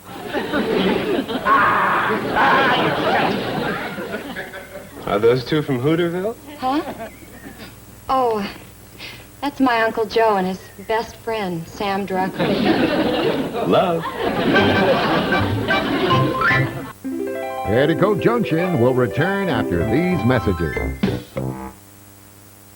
Joe Mannix is a private investigator. He's not a cop. I'm Joe Mannix. I'm not a cop. Joe Mannix drives a cool green convertible. Says 99% fat-free, but inside. I bite into a York peppermint. And now, back to Petticoat Junction. Hey, look what I found. Champagne. A wine salesman from Dubuque left it here a long time ago. He said it would keep. Oh, well, apparently it did. What are you going to do with it? Well, I thought it would be a good idea to open it and be drinking it when Billy Joe and her boyfriend get here. What for? To show we're sophisticated. Like in the city. Well, I doubt that even in the city, people sit around in the middle of the day sipping champagne for no particular reason. Oh. Well, maybe we can think of a good reason. We could celebrate your anniversary. What for? She wants us all to be sitting around sipping champagne when Billy Joe arrives with her new boyfriend. Oh, yeah? Out of a slipper? Hey, Forget it. but it might impress him. And besides, if he sees the example of you two still happily celebrating your years of marriage... What years of marriage? It might give him an idea. Yeah, an idea that we started around the age of 11. Gee.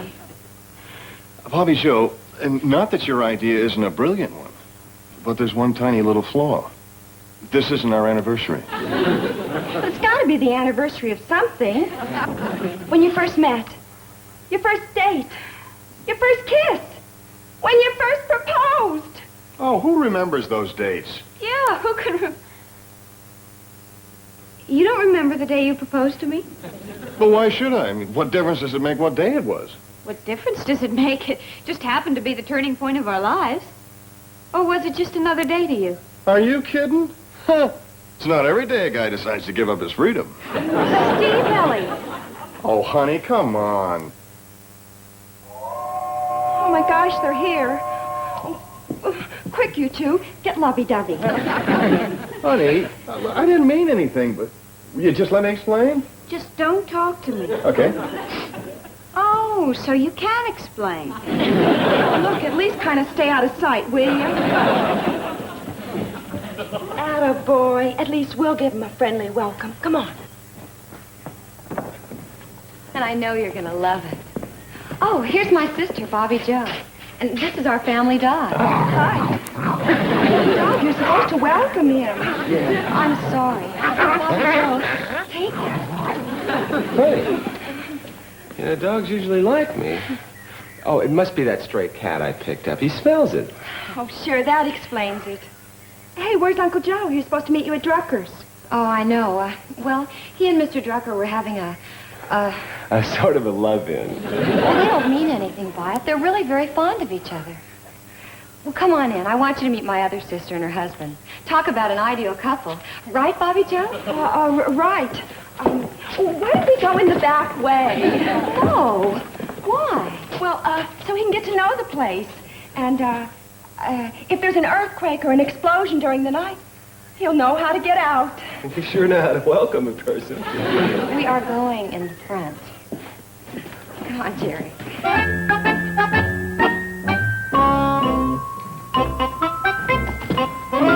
What's the matter with you? Steve and Betty Joe were in there having a fight. Who needs that? Oh, right. Hey, what do you think of him? Thanks a lot. Oh, hi. Well, we're the Elliots. I'm Steve, and this is Betty Joe. Hi. Hi. Jerry Roberts. Glad to know you. Hi.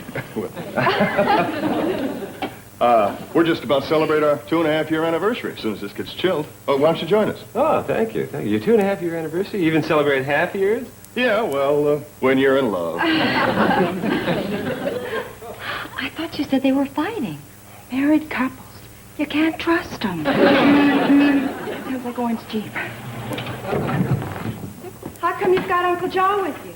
Oh, I picked him up on the old back fire road. He and Sam Drucker had a beef, and your uncle stamped off and missed a cannonball. That's right. Blab everything in. Come on in, Orrin. I want you to meet Billy Joe's new boyfriend. Oh, no, golly, I don't think I should. I just got a report about 2 fishermen who've exceeded the limit over on Willow Lake, and I was going to follow up on that. Oh, that can wait. Oh, no, it can't. I'm on duty. See, I got my gun, and I got the badge. I got it. I know, but this is much more important. You and I are going to help Billy Joe trap this fellow. Billy Joe needs help? Boy, I don't understand that. I mean, Billy Joe's got... Oh, what I mean is that, when it comes to a girl who looks and who's... Oh, boy. Well, what I'm trying to say is she's loaded. Oh, you've noticed. Well, all I meant, Bobby Joe, was that if Billy Joe's out to trap someone, she doesn't need me for bait. Orrin, all I want to do is show Billy Joe's boyfriend a truly happy couple. Oh, who's that? You and me. Oh. And seeing you and me together might give him ideas. Well, it better not. I saw you first. Come on. Tell us about yourself, young man. What do you do? Do? Well, Uncle Joe, I already told you. Jerry's a musician. That's how we met. Yeah, I know. But what do you do for a living? Well, that's it. I play guitar. No kidding. What do you mean, Joe? Well, look at me. I'm a leader of the volunteer fire department band, but I don't try to make a living out of it. Well, what do you do, sir, for a living, I mean? Oh, well, things like that. I see. Jerry was going to be an architect until he discovered music. Oh, really? Where did you study? MIT. Hey, that's a great school. Not much on the football field, but big in the brain department. That's another reason I turned to music. Here you go. Thank you. Say, as long as you're interested in architecture, you should see Steve and Betty Joe's honeymoon cottage. How did that come in? Well, I think it's a perfectly adorable little house, and he should see it. I'd like to. Swell. We'll go right over as soon as we toast Steve and Betty Joe. Bobby Joe. Here you go, Janet. There's a little bit left. Oh, I don't know. It's my night to do the dishes. I don't want to drop any. What's the matter? You afraid of drunk drying? Oh. I want to make a toast. Here's to that lovely little lady that 2.5 years ago finally made me say, I do. And he's been doing it ever since. To that lovely little lady whom I chased after until she caught me. And may the years bring much happiness and joy. Sweetheart, why don't you raise your glass? Steve. What's that? You chased after me until I caught you. Oh, honey, I was only... Well, you make it sound as if I did the proposing. No. It's just something that guys say. Oh, they do, huh? Yeah, like the guy said, listen, I wouldn't say that she was hard up for a husband, but the marriage license read to whom it may concern.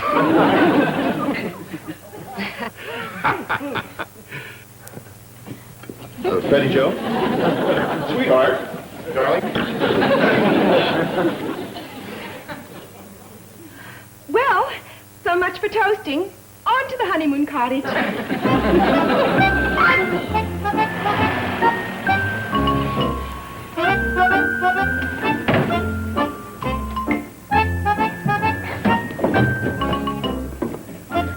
Leave everything to me. Bobby Joe, I prefer... Before you leave here, he'll be setting the date. There he is.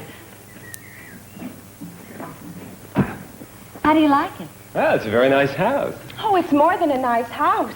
It's a shrine. A shrine. It's the very first house Steve and Betty Joe lived in after they got married. Oh, how about that? First they got married, and then they lived here. In that order. Would you like to go inside, Jerry? Sure, why not? This is the very step where they used to sit with their arms around each other in the evening and look up into the stars and count their blessings. Right, Orrin? Oh, count the blessings, yeah. They were loaded with blessings. It's still furnished. Come on. Yes, they couldn't bear to move anything out and spoil their little love nest. Could they, Orrin? No, they couldn't bear that. They wanted to keep it just exactly the same way for the next happy couple that moved in. Preferably somebody in the family. And this is the chair that Steve used to sit in after a hard day's work, and his loving wife would bring him his slippers and caress his brow. Come on into the kitchen, Jerry. Isn't it cute? Yeah, I'm not much of an authority on kitchens, but it looks fine to me. And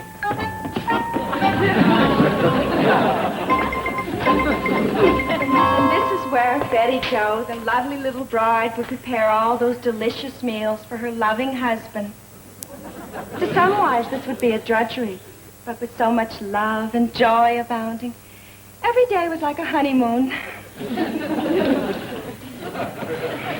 And then one day, something was added to this kitchen to complete their happiness. What was it, Orrin? A can opener? A pot roast? No, a high chair. And in that high chair was the darlingest little baby you ever did see. So it just goes to show you, from an ordinary boyfriend and girlfriend relationship, all this can be made possible. Where are you going? To get some fresh air. Orrin, you come back here. Stop, Orrin. Please, Bobby Joe. What's wrong with you anyway? Well, okay, look, I might as well level with you. I can't even think about getting married until I've had at least 2 more pay raises. I wasn't aiming that at you. I was 2 more pay raises, huh? That shouldn't take too long at all. Whoopee.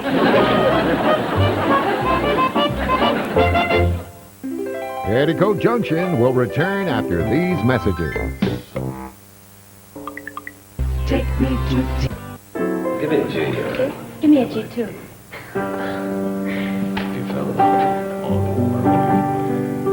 Where's ours? Oh, Janet, may I talk to you for a minute? Oh, yes, of course. Well, it's just this. Everybody seems to be throwing me at Jerry, especially Bobby Joe. I guess you've noticed that, huh? Well, it'd be a little hard not to. Well, I know they don't mean it, but I can imagine what Jerry must think. He probably thinks I've put them up to it and we're all ganging up on him. Well, then in that case, why don't you just come right out and tell them to stop? What's the matter? Well, what if what they're doing is working? Oh, you wouldn't mind that, eh? Well, no, not exactly. Well, then why don't you just sit back and see what happens? What must be, must be. For what it's worth, I'm pulling for you, too.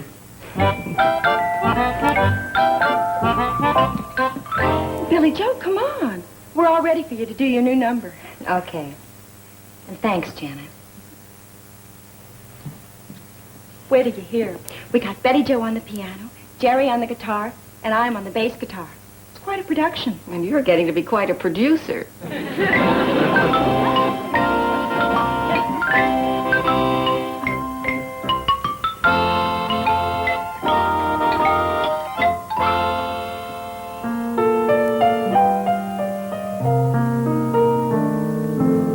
In this world of ordinary people,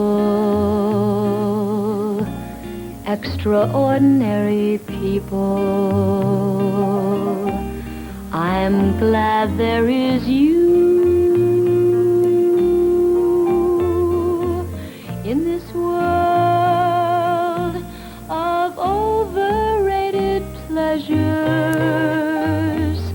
of underrated treasures, I'm glad there is you.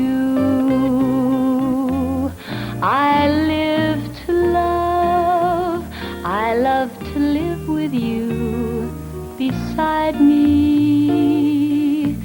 this rose so new, I'll muddle through with you to guide me in this world where many, many play in love and hardly any stay in love.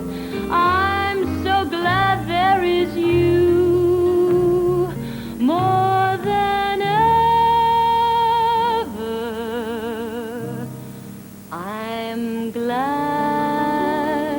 there is you.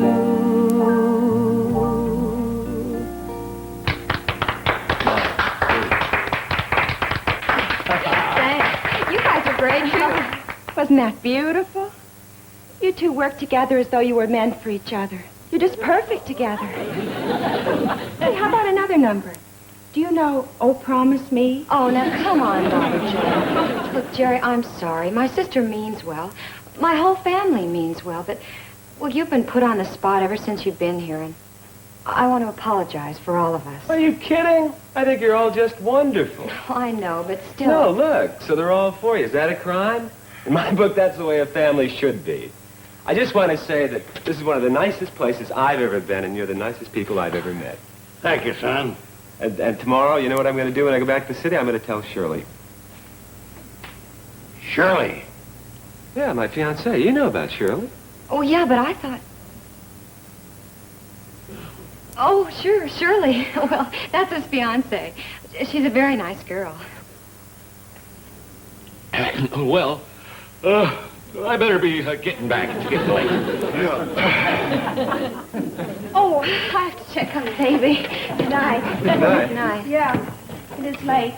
Good night, everybody, and thanks for a wonderful time. Glad you enjoyed yourself.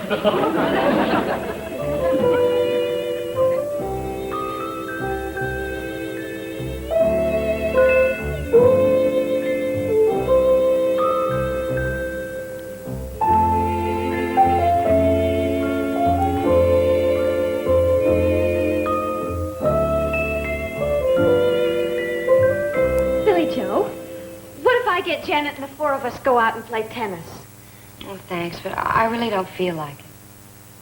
Hey, I know. Why don't we go into Pixley? There's a swell picture playing at the Bijou. Romeo and Juliet. Or better yet, we could go to the Rialto and Crabwell Corners. They're playing a rerun. The Bride of Frankenstein. A game of Scrabble. Billy Joe! Oh, Billy Joe! I got a telegram for you. It's some real exciting news. How did you know it's so exciting, Nosy? Joe, it came over my telegraph. I had to know what's in the message. No, you don't. You should train yourself to take down messages without paying attention. Joe, how did I... No, brother. If it's too personal, don't feel obligated to have to read it to us. Okay, I won't. Dear Billy Joe, I told Shirley about my wonderful weekend in Hooterville, and that took care of my ex-fiancé. Oh, isn't that great? Wait till you hear the rest of it. I'm looking forward to seeing you again as soon as possible. That's great. Hey, how about next weekend? And you know what we could do when he gets here? We can...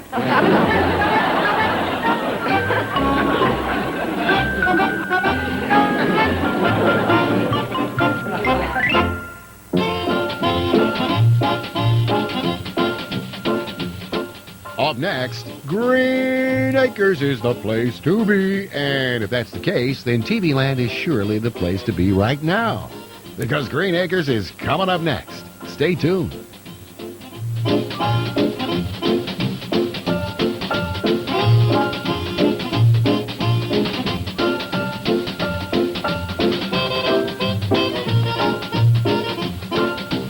Petticoat Junction. Take me to...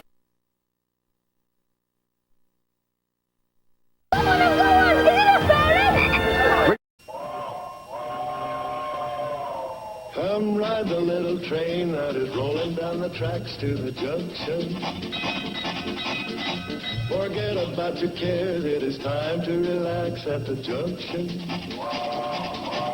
Lots of curves, you bet, and even more when you get to the junction. Petticoat Junction. There's a little hotel called the Shady Rest at the junction. Petticoat Junction. It is run by Joe. Come and be his guest at the junction. Petticoat Junction. Here's our lady MB. She's as pretty as can be at the junction. Petticoat Junction.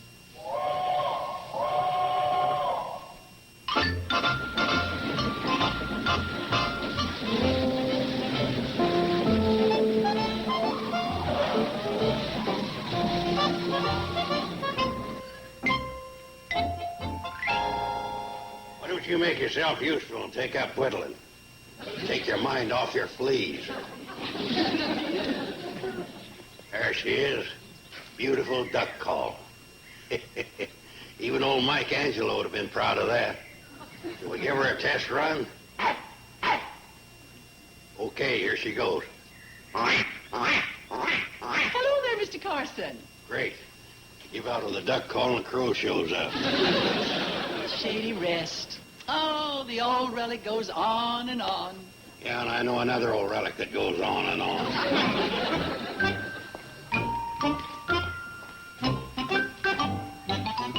Oh, it really is you, Mr. Carson. I didn't recognize you at first. You were sitting up. Is Dr. Craig in? Yeah, she's in. I have an appointment with her. I know. I saw her rolling the couch into her office.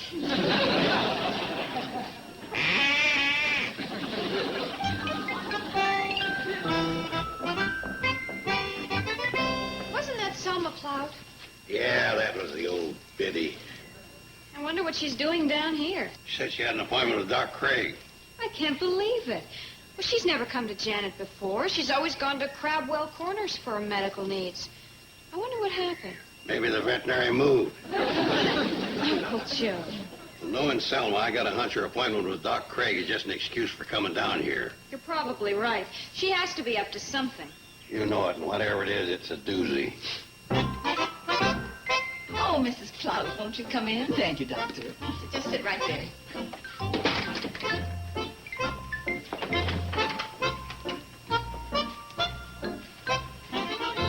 Well, don't you care anything about privacy? Oh, this is very fine, thank you. But I'll have to give you a physical examination. That won't be necessary. What do you need to know? Now, my blood pressure is 140 over 90, my pulse is 72, my eyesight is 20/40, and my respiration is normal. Well, what do you know? A do-it-yourself Mayo Clinic. I beg your pardon? Mrs. Plout, just what is your complaint? Well, who says I have a complaint? Well, no one, but... I happen to be a perfect physical specimen, as anyone can plainly see. Well, yes, but sometimes appearances can be deceptive, especially after a certain age. A certain age? Yes, say, over 30? Yes, I am over 30. I admit it. Mrs. Plout, just why did you come in here? Now, I don't pretend to be the busiest doctor in the state, but my time is valuable. Excuse me. Hello, Mrs. Hi, Plout. Mrs. Plout. Well, if it isn't Billy Joe and Bobby Joe, how's every little thing? Oh, my, just imagine. You girls still aren't married or anything, are you?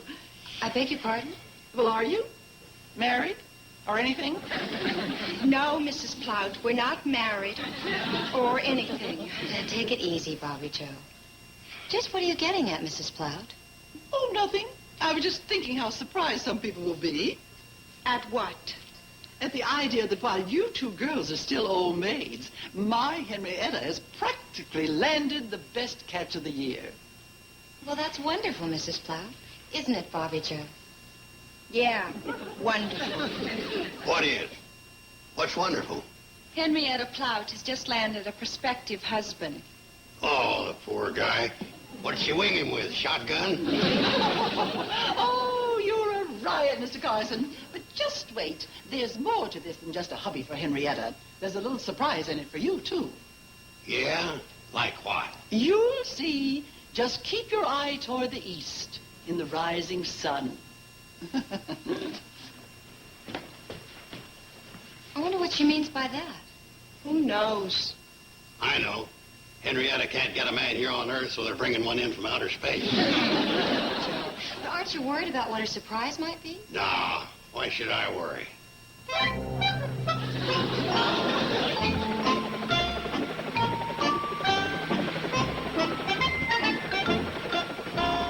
What is it? A helicopter coming out of the east in the rising sun. Hi. Hi, darling. How about that guy? You noticed him too, huh? Yeah, it's a little hard not to notice our competition. Competition? Yeah, that helicopter's a crop duster. Crop duster? That's right. Some kind of nut, too. He was spelling out I love you with pesticide over Selma Plout's bean field. Selma Plout's? That's right. Oh, no. What's the matter? Now it all ties in. That was her surprise for me. I don't get it. She brought this guy out here as a husband for Henrietta. So? So she's setting him up in business, and they're figuring on knocking us off. Can that happen, Steve? Well, it's possible. There's not a chance. Don't be too sure, Joe. That helicopter's the very latest in crop dusting equipment. That don't matter. We'll fight him. We'll fight him in the air. We'll fight him in the fields. Joe. We'll fight him in the trenches. Joe. We'll fight him in our homes. Take it on easy. the rooftop. All right. On the alley. Chill, knock it off. You don't want to fight? Well, sure, but in a competitive way. I'm just trying to point out that we're not in such good shape. That helicopter makes my old steerman look like a kite. I've been thinking. We ought to order a new fleet of planes, jet jobs. Joe, will you cut it out? Now, this is no time for dreaming. It's something we've got to face.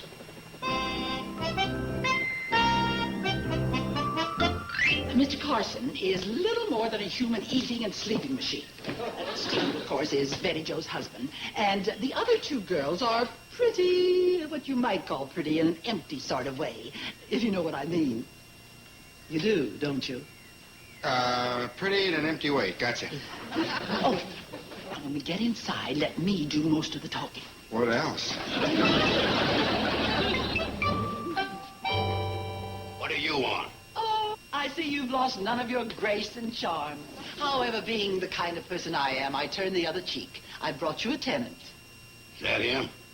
Yeah, Well, yes, it is, and I want you to give him a quiet room. Away from any distractions. How long are you going to be staying? Well, We haven't decided yet. We'll take a weekly rate and go from there. Oh, you must be the guy who's going to try to cut in on our territory. Go ahead, tell him. Oh, I didn't know it was my turn. Well, yes, sir. I'm going into the crop dusting business. Did I say something nasty? You sure did, Buster.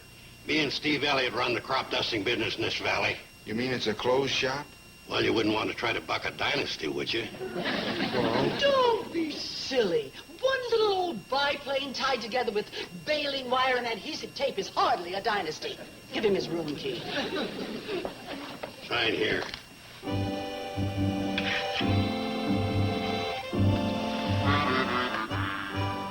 Ronald Coleman. no relation. Here's your key. The room's upstairs. Thank you. And about our competition, may the best man win. Yeah. And remember, the better man has a new modern helicopter and my backing. Hi. Hi, I'm Billy Joe Bradley, and this is my sister. Hi, I'm Bobby Joe. I'm Ronald Coleman. No relation to the one you're thinking about. No, handsomer. Ronnie, as soon as you get settled, Henrietta and I will be by to pick you up and introduce you to all the really important people of the valley. Henrietta and I know all the really important people of the valley. And what's more, they know me. Yes, ma'am, I bet they do. Well, nice meeting you. See you later. Bye.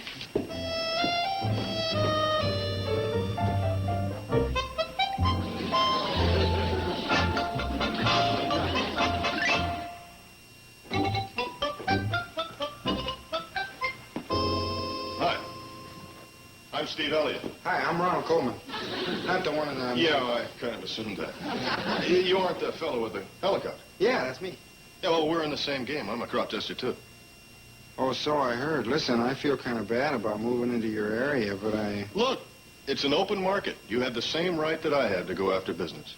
Well, thanks a lot. I'm glad you feel that way. See you later. Yeah, take it easy. Hi, Joe.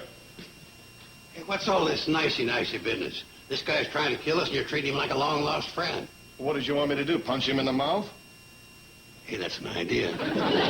Look, Joe, this guy has the same right that we have. Even if it means wiping us out? Even if it means wiping us out. You going to take this land down? Look, I'm going to do my job the best I can and hope that our customers will stick by us, and that's all there is to it. Brother, you're really asking for it.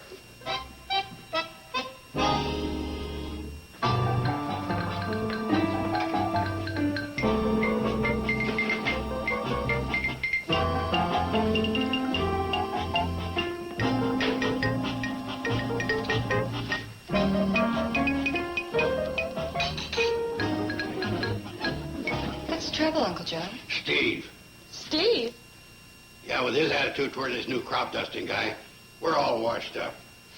Well, all I know is Steve said that Ronnie has every right to go into business here. Okay, so he has a right. But we could at least come up with some business maneuvers to fight back. Oh, really? Well, what kind of business maneuvers? Well, say, for instance, what if somebody stole his propeller? Or filled his gas tank with insecticide? Or vice versa. Huh?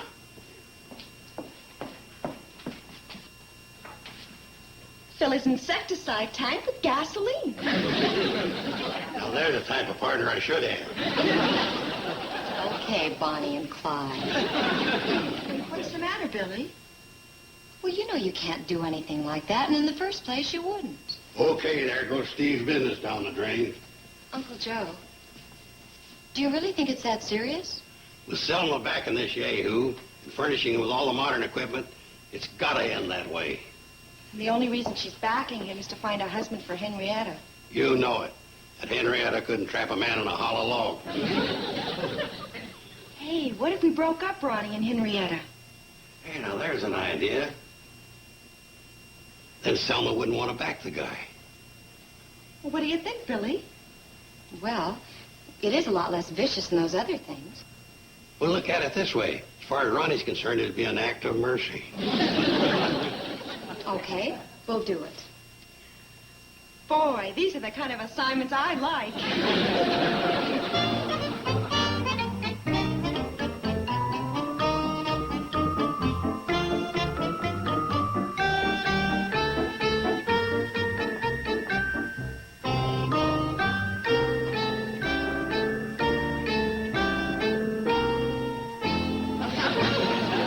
We would converse in polar bear and python, and we'd curse in fluent kangaroo.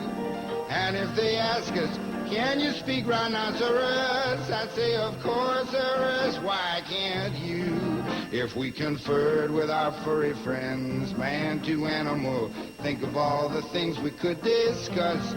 If we could walk with the animals and talk with the animals and grunt and squeak and squawk with the animals, and they could speak to us. And then we'd study every living creature's language so that we could speak to all of them on sight. And if they ask us, can you speak and grab a pelican? I'd say, you know darn well I can, and I'd be right. If we could talk to the animals who need English, gradually we'd drop it with no fuss. If we could walk with the animals and talk with the animals, grunt and squeak and squawk with the animals, and they could squeak and squawk and speak and talk to us. Boy, you're terrific. Wonderful. Really? You really mean it? Of course. Sure we do. Gee, I've sung for girls before, and, well, they always run away is what they do. We'd never run away. Never. Hi, Mrs. Plowd. congratulate you girls On what, Uncle Joe? on the good job you're doing with this Ronnie guy. The pleasure is all ours. He'll be breaking up with old Henrietta any minute now. That'll take care of his financial backing in our competition. That's what'll happen, all right. Old Selma will ride off into the sunset on her broom. Hi. Oh, hi, Doc. Hi, Janet. Doc, I just been congratulating the girls on the way they're handling this Ronnie guy. Oh, they've really handled him all right. Well, hang in there, girls, and once again the Carson Alley Crop Dusting Company will rule the skyways.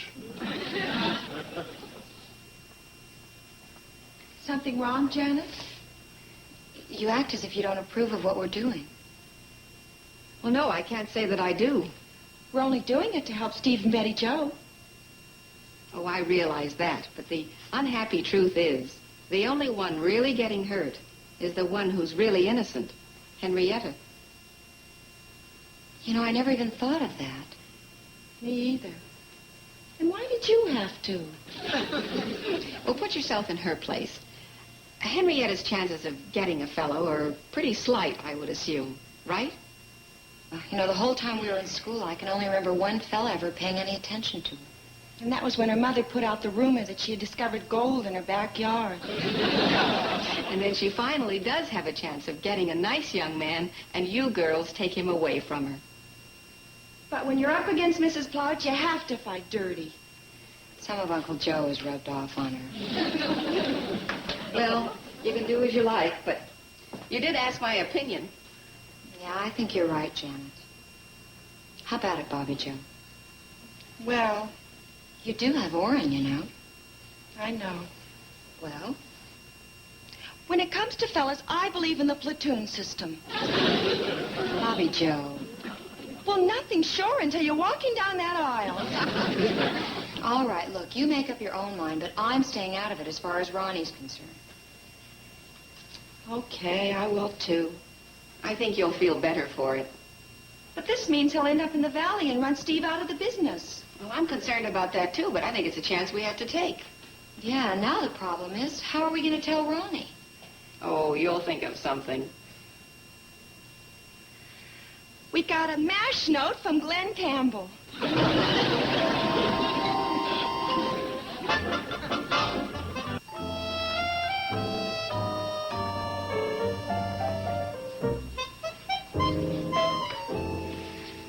Oh, hi, girls. Hi, Ronnie. I was just figuring out how much insecticide I'll need to get set up in business. Oh, then you're still planning on going ahead? Yeah, I see a great future in this area. Really a great future. Hey, how about the both of you girls flying over with me to Riverdale in my helicopter while I place my order? I'm sorry, Ronnie, but we can't do that. We won't be able to see you anymore. Not see me anymore? Why? Well, it wouldn't be fair to our fiancés. Fiancés, when did this happen? This morning, in the mail. We heard from the Selectimate Computer Company. You're getting a husband through a computer company? That's right. And you actually believe in those computers? Oh, sure. Why, Bobby Joe and her husband-to-be are a perfect match. Yeah, we're both 3 dashes, 2 holes, and a star. And you have faith in that? Yeah, as long as you don't fold, staple, or mutilate. Boy, I've lost girls before. This is the first time I ever got a Dear John letter on a computer card. Well, now I suppose you'll be seeing more of Henrietta, huh? Oh, no, Henrietta, she's not for me anymore. Why not? Well, once you've tasted honey, you don't go back to vinegar. Well, we both think that Henrietta's a very nice girl. Well, I think she's a wonderful girl. Well? Well, did you ever get a good look at her? You know, she is rather plain, I admit. Plain? She makes Phyllis Diller look like Miss Universe. There must have been something about Henrietta to hold your interest. Yeah, her mother. Every time I started losing interest, her mother read me her bank balance. Well, I gotta get going. It really was nice knowing both of you. Nice knowing you. Likewise. You know, I still think he and Henrietta would make a nice couple. Yeah, but I don't think there's a chance in the world of them getting back together again. I think that there is. You! Ronnie! Smile, dear.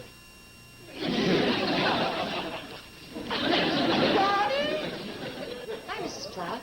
Henrietta. Where's Ronald? Oh, he flew to Riverdale a couple of hours ago. Oh, a likely story. Oh, I'm on to you, too. You're hiding him someplace. Honest, Mrs. Platt, he said he had to go there to take care of some business. He should be back any minute. Oh, sure he will. I'll find him for you, dear. Ronnie! Henrietta, may we talk to you alone for a minute in private? Yes, I guess so. Come on.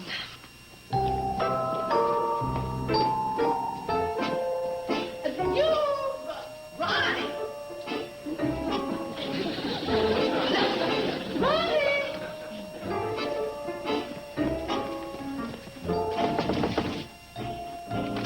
I'm looking for Ronald. He's not in here. Oh, thank you. Ronald! Henrietta! Oh.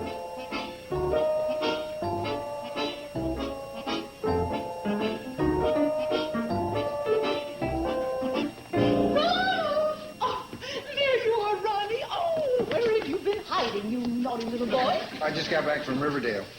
Oh, then you're really... Listen, I brought Henrietta along. I thought this would be a good time to announce the date. What date? The date of your marriage. To who? To Henrietta. Oh, Mrs. Platt, I don't think that's going to work out. What do you mean it's not going to work out? You heard him, Selma. You stay out of this, blubber boy. This is no concern of yours. Oh, yes, it is. Your little scheme has backfired. Why don't you forget about the crop dusting business and marrying off your daughter and get lost? Oh, you think I've been beaten, do you? Well, we'll see about that. Come on, Ronnie. Ronnie? Henrietta? Henrietta? Henrietta? Hey, I didn't know they had another sister. That's not another sister. That's Henrietta. What are they up to? That's Henrietta? Yes, and I... Is she ever gorgeous? What'd you say? I said, boy, is she ever gorgeous. Yes, she is, isn't she? Whose idea was this? Oh, Bobby Joe and Billy Joe's. How come they're aiding and abetting the enemy? What are they trying to do, ruin us? They were only thinking of Henrietta. Well, they should be thinking of their blood uncle and their blood brother-in-law. Henrietta, you're beautiful. Thanks, Ronald. The date. Huh? Now would be a good time to set the date. Oh, yeah, it would be. Henrietta, would you, Ronnie, please don't ask me. Why? Because my answer will be no. What? Henrietta, are you out of your cotton picking? You're not thinking, dear.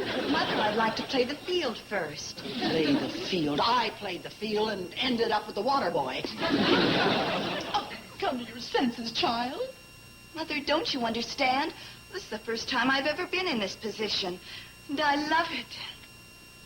Oh, what about him? I was willing to invest a fortune setting him up for you. I'm sorry about that, Mama, but all of a sudden my heart sings. My feet have wings. I'm born again.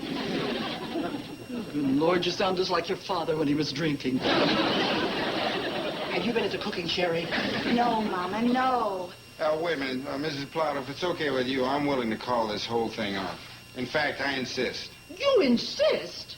Well, Henrietta must have her chance. Oh, Ronnie, you're good. I know. But you've already turned me down anyway. And I gotta go. It's been really nice knowing all of you. Oh, this is terrible. All my well-laid plans. Oh. I hate to see a grown woman cry, but in this case, I'll make an exception. Oh, Joe, that's not very nice. She feels bad enough as it is. Okay. Selma, how about you and me, Yes, Mr. Carson? how about you and me having a cup of coffee? Well, okay, I'll settle for that. Bring it on.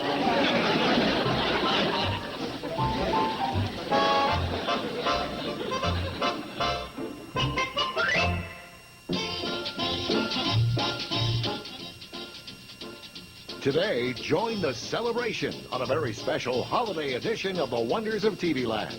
2 hours of rare, star-studded Christmas specials. Perfect for the whole family. Coming up at 6 p.m. Eastern, 3 Pacific on the Wonders of TV Land. Now, stay tuned for the Sonny and Cher Show. Next on TV Land.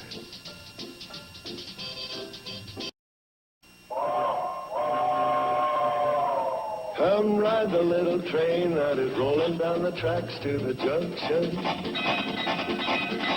Forget about your cares, it is time to relax at the junction. Lots of curves, you bet, and even more when you get to the junction. Petticoat Junction. There's a little hotel called the Shady Rest at the junction. Petticoat Junction. It is run by Joe. Come and be his guest at the junction.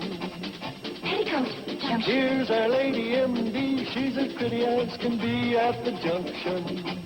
Petticoat Junction.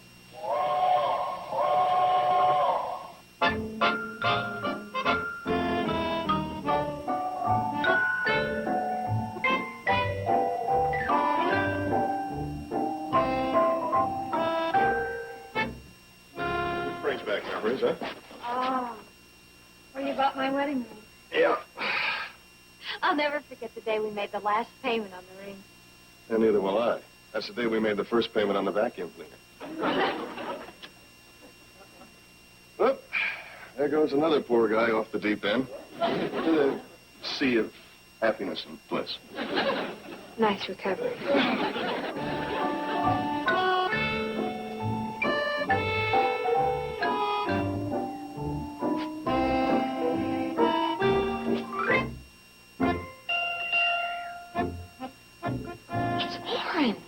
In the flesh.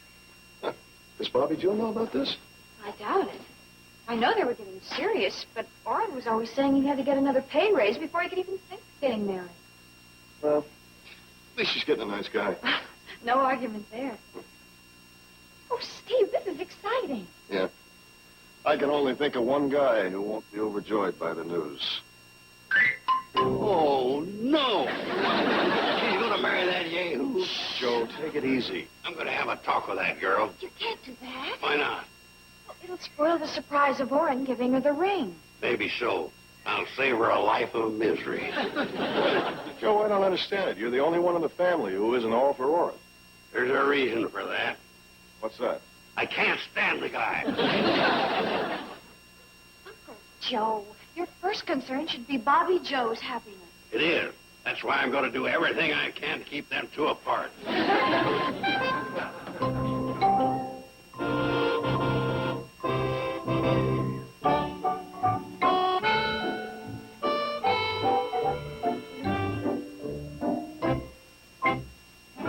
Hi, you guys. How is everything in town? Oh, fine. Well, better than that. It's exciting. Exciting? Nothing happened exciting in Pixley? How come you didn't buy anything? I thought you went shopping for Kathy Joe. Oh, we bought a dress, but we're having it altered. Altered? A baby dress? Well, no. She lucked out. The smallest thing they had was her size. Oh, come on. I had to buy a dress for a very special occasion. What special occasion? And what about something exciting in Pixley? What's going on? Now, come on, you guys. Yeah. Okay. Where's Bobby Joe? She's out in the kitchen. I'll call her. Oh, no, no. You don't want her to know? I should say not. I'd better take this little one up for a nap. Oh, thanks a lot. And leave me here hanging? Steve, you tell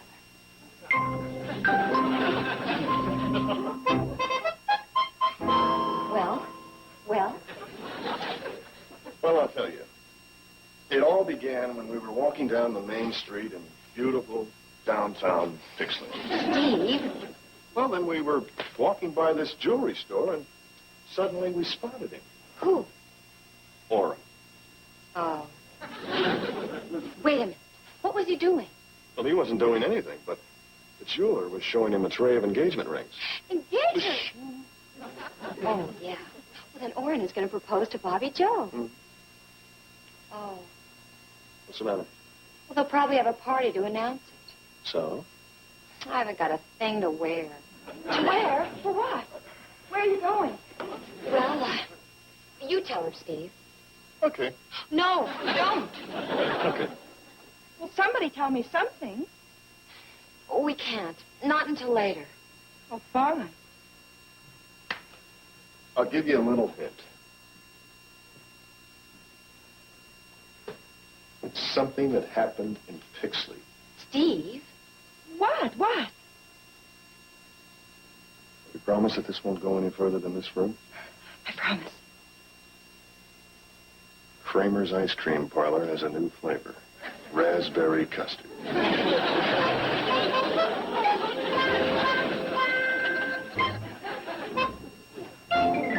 I know we're being cruel, Bobby Joe, but just be patient.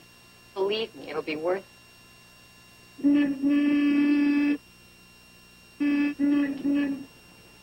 That sounds like the old American sad sack now. Watch out for my fish poles. Stop! Stop!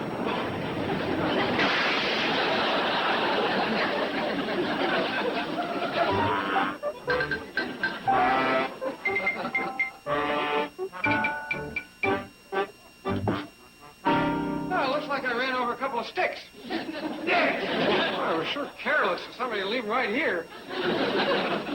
Hey, bamboo. Say, these would have made good fishing poles, right?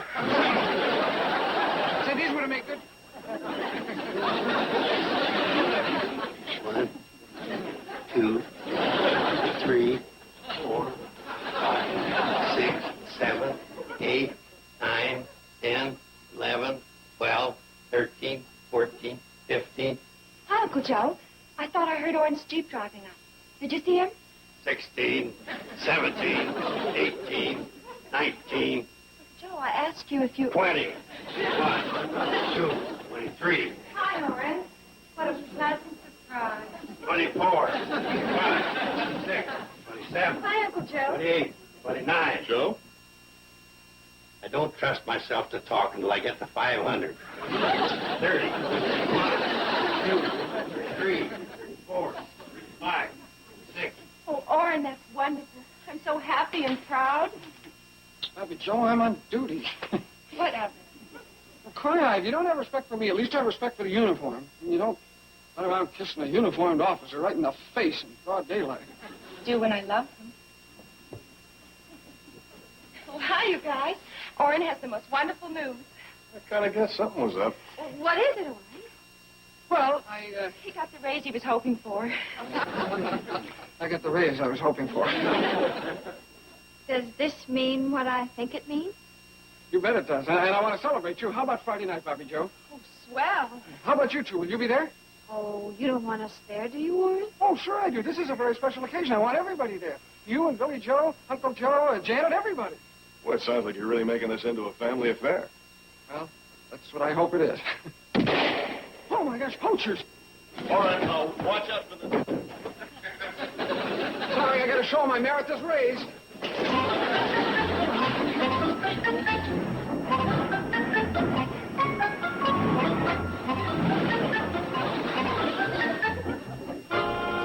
Well, there goes one dedicated game warden. Right? Oh, right. I wonder what he'll have to say on this special occasion. Friday night. Yeah. I wonder. 497, 498, 499, 500. Yeah! Where's Orin? He ran after some poachers. How do you know where they are? He heard them firing. They had guns? What's the matter? Uncle Joe, you're going to have to make up your mind to accept the fact that Orin is going to propose to Bobby Joe. Okay, I've made up my mind. And she is going to say yes. That's the part I don't accept.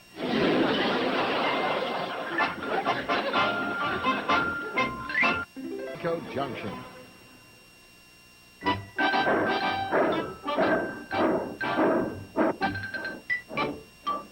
Howdy, Sam. Merlin. Merlin, my favorite little brother. Oh, come on, Merlin. I can't help it, Sam. I just like you. Well, gee, couldn't we have more of a handshaking, backslapping type of friendship?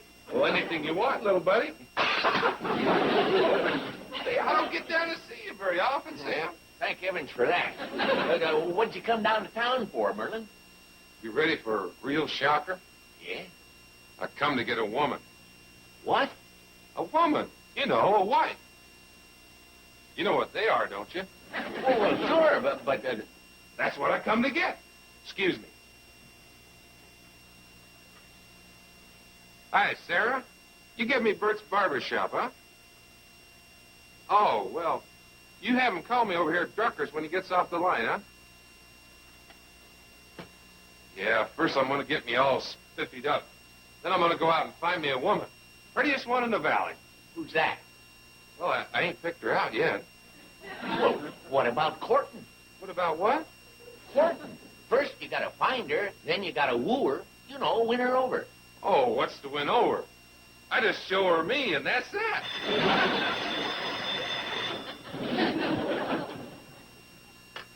Hello? Oh, hi, Mr. Carson. Hi, Merlin. I come to get me a woman. Yeah, Bert, he's here. It's Bert. Oh, yeah. Hi, Bert. Clear out the chair. I'm coming over.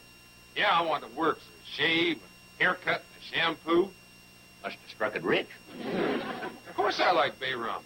Yeah, and clear off the shelf. Give me some witch hazel and some rose water and some lotion. Yeah, if it smells, I want it.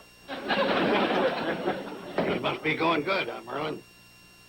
Oh, yes, sir, Mr. Carson. I got the land cleared, and I got my cabin built, and I just sold my first crop. Oh, that reminds me. Here, Sam. That ought to clear my account. More than clear it. You must have more than $50 coming back. Well, you keep it. I've been owing you so long that it's only fair for you to be ahead of me for a while. I'll see you later now. Hey, Merlin. Say you're looking for a wife? That's what I'm here for. You ever thought of looking down the Shady Rest? Joel, you mean there's some of those Bradley girls left? They got to be getting up in years, though, on about towards 21. Well, the one I got in mind, well preserved. It's worth a look. I'll tell you what, I'll get all spiffied up, and I'll come back, and we'll go down there together. Well, see you later now, my favorite buddy. He's my favorite grocer. And a playful, ain't he? And rich. Doggone it, Joe. What are you trying to do to your nieces? Niece. I just want him to have a look at Bobby Joe and vice versa. You mean you want Bobby Joe to go for Merlin? Well, anything's better than that Orin. Orin? What about him? He's going to pop the question to her any minute now. Before he does, I want her to see that there's other fish in the ocean. Well, in that Merlin, you got yourself a whale.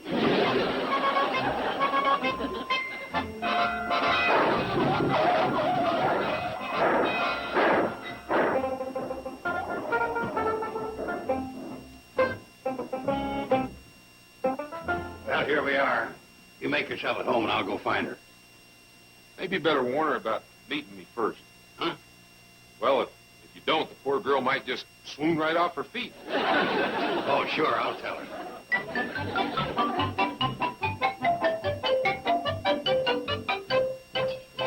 Where's Bobby Joe? She went over to the miller's to borrow some sugar for our canning.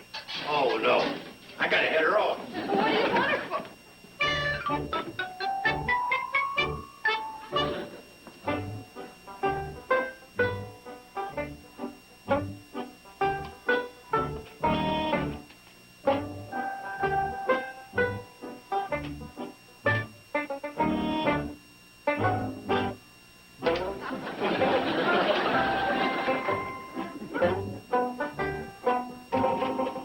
Howdy, ma'am. Hello.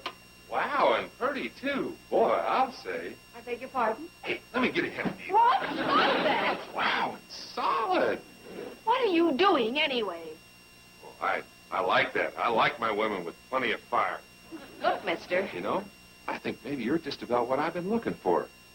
are you looking for? I'm looking for a wife. A wife? Now, don't go getting excited. I ain't really rightly decided on anything yet. Oh, you haven't? I want to take a little closer look at you. Bad. Not bad at all. Thank you. You know, it's like the man said, when you ask for the lady's hand, you got to take the rest, too. I'm glad you like that. Well, if you'll excuse me, I have to go now. Oh, you got to leave? Yes, I do. I have to deliver a baby. Oh, I'm real sorry, ma'am. I didn't know you were spoken for.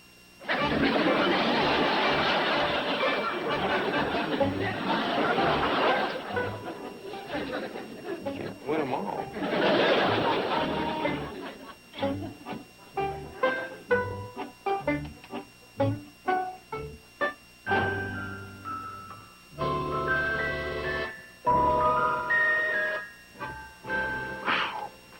Boy, this is sure the place to come to hunt for a wife. Hi. Howdy, ma'am. Trim. Mighty trim. I beg your pardon? Pretty blonde hair. Thank you. Silky, too. That's just like Dora. Dora? Yeah, ma'am, that's my sheepdog. I have no idea what you're talking about. I think I could do with something like you. Yeah. Do with something like me? Uncle Joe! Here you are, Merlin. Boy, you're sure loaded with them, ain't you? What's going on here, anyway? That's what I'd like to know. Now, don't get excited, girl. Well, let me check this one out. What are you doing? She's just a trifle scrawny. She's a pretty little filly, though, but I don't think she's going to last through the spring plowing. What? I think I'm going to take this one. Take me for what? No, Merlin. This is the one I was telling you about. Take me for what? What were you telling him about me? How about Saturday? No, Merlin, no. How about Saturday for what? We're getting married. Married? No, Merlin, that's not her. Why not her? She's not the one. Now, if you don't mind, Mr. Carson, I'll choose my own wife. How about noon in a little white church? Are you kidding? Absolutely not. What? You heard me. I said no. I can't believe my ears. I just can't believe it. What's that? She said no. She actually said no to Merlin Fergus. Oh, I'm sorry, Merlin. Me with the land all cleared and the cabin all built and the crops all sold. Just can't believe it. All right, didn't work out better, Merlin. Well, don't worry about me, old-timer. Somewhere out there, they got to be standing in line waiting for old Merlin. I'll see you.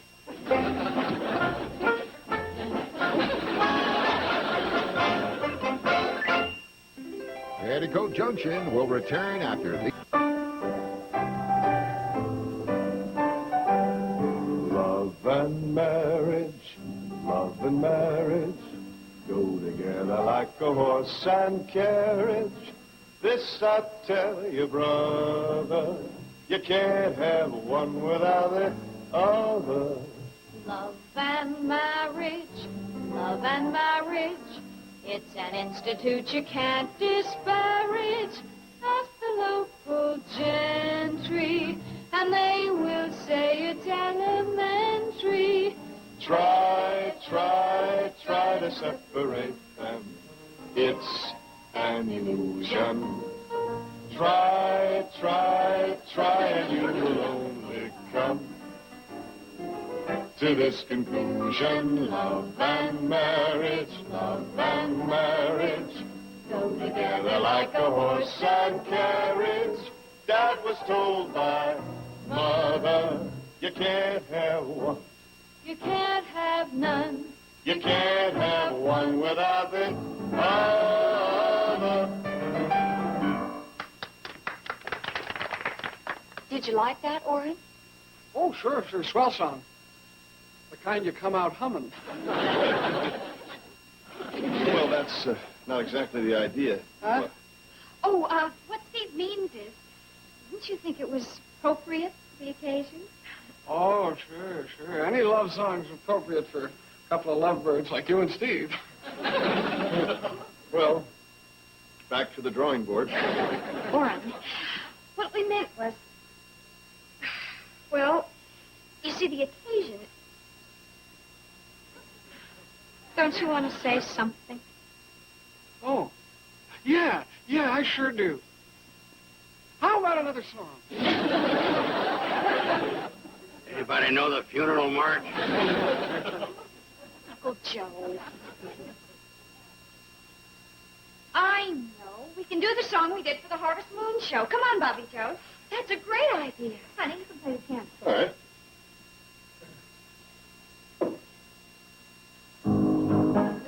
Is living just for you. One boy, one steady boy, one boy to be with forever and ever. One boy, that's the way it should be. That's the way it should be. That's the way it should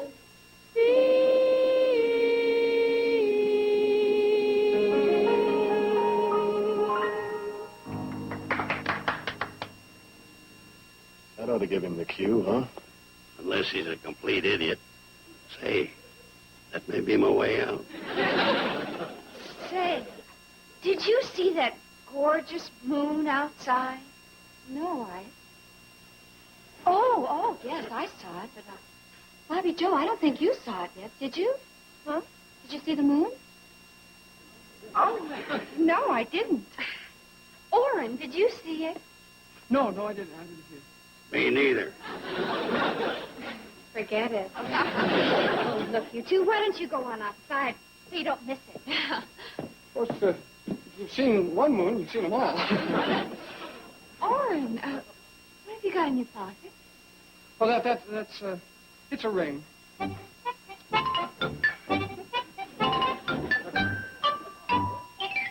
This will be a moon to remember. Oh, you can see it better from the swing.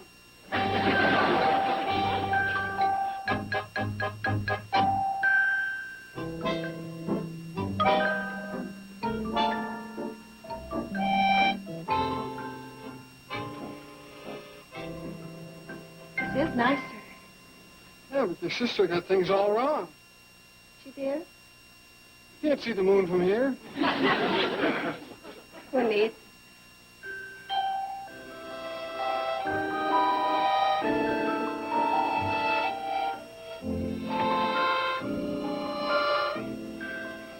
You know, I wouldn't mind if this moment lasted forever. Me either. Orrin. Hey, Orrin.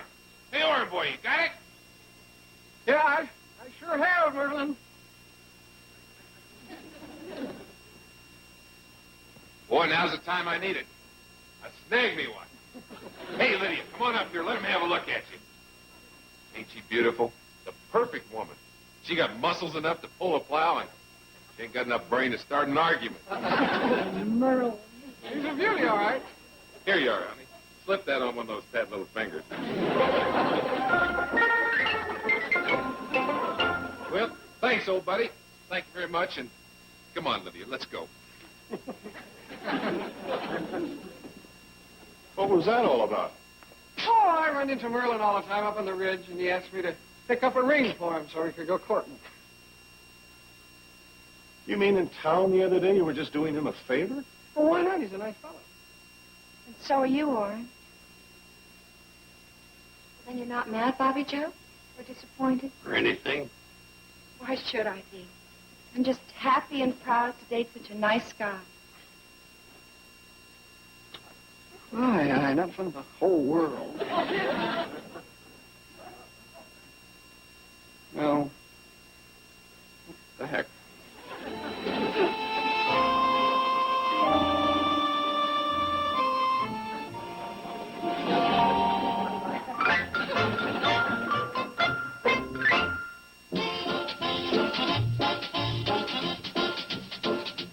Up next, an hour in Hooterville. Stay tuned for Green Acres. followed by Petticoat Junction, here on TV Land.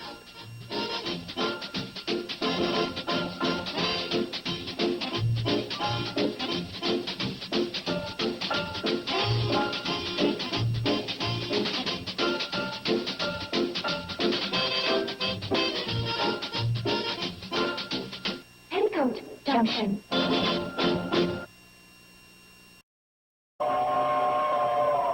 Come ride the little train that is rolling down the tracks to the junction.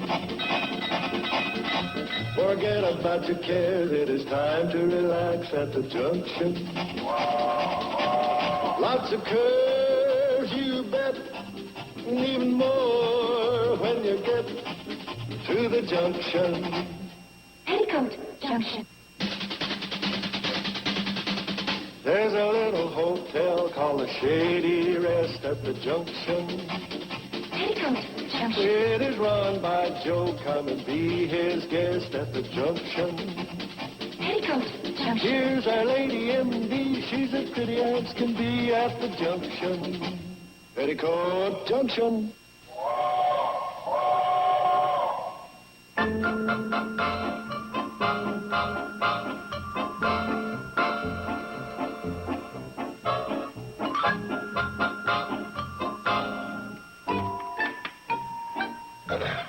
Which one? This one or this one? This one? Jim. Thanks a lot. You're a big help. Sure did. Hi. Well, young man, it's about time you were bringing her home. It's after midnight. Oh, I'm sorry, sir. I won't let it happen again. How was the dance? Oh, it was a lot of fun. I think everybody had a good time. Staying out all hours, and you have to operate in the morning. You should have seen her operate tonight. What do you mean, operate in the morning? Mrs. Potter's cat's going to have kittens, and I'm sure she'll call on you. And what do you mean, operate tonight? She sure made a hit with Ed Belson, veterinary over at Crabwell Corners. Pretty big with the vet, huh, Joe? And Glenn Pinkerton, the guy at the creamery. She knocked him for a loop. Oh, now, Joe. He'll come calling on her one of these days with a gift wrap box of cottage cheese. That sounds like you had a fun evening. Where's Bobby Joe? Is she home yet? Well, she and Orrin left before we did. Oh, good old Lauren. He probably took her the long way home, and I don't blame him. You know, if that kid comes home with another one of those cockamamie stories about his Jeep breaking down. Now, relax, Joe. He's a nice boy, and Bobby Joe is very fond of him. Joe, let's not start a big thing in the middle of the night. No, come on. They'll be home very soon. And let's not embarrass Bobby Joe by waiting up for them. I'm not going to embarrass her. I'm just going to bawl the kid out. Joe, come on. Let's not spoil a nice evening.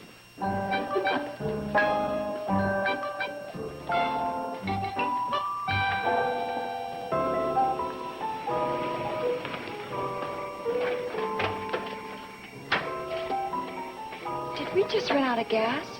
The motor was so quiet. No, I coasted in so nobody'd hear us. You're very smart. Thank you. Well, thanks for a very nice evening. Aren't you going to see me to the door? No, I better not. Your uncle might still be up, and I kept you out pretty late. Orrin, nobody's up. See? Just the nightlight is on. Yeah, well, no, maybe the dog will start barking. Orrin, a gentleman always escorts a lady to the door. Yeah. Well, okay.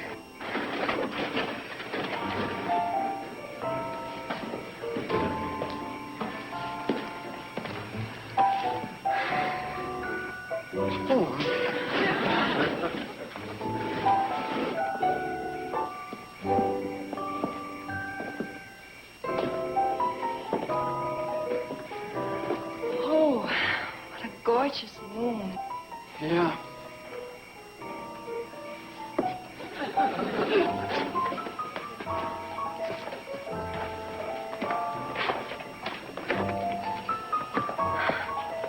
See? I told you nobody was up. Yeah, that's a break.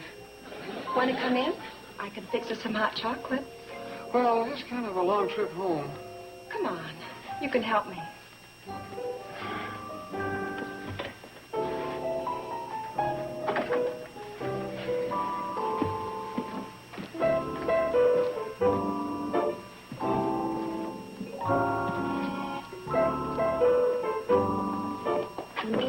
Hi, Uncle Joe. Hi, sir. You finally got home. It's about time. We can explain. Yes, we can explain. Okay, explain. Well, explain. Not her, you. Well, it's actually very simple to explain. All right, let's hear it. My Jeep broke down. That does it. Out. Sure. Out and stay out. Uncle Joe. And I'm ordering you to stop going steady with my knees. Oh, you can't be serious. Out! He's serious.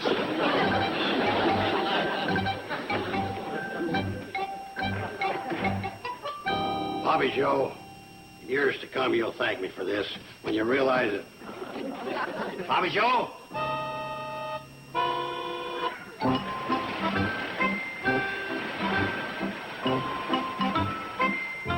Why aren't you out on the lake putting down crime?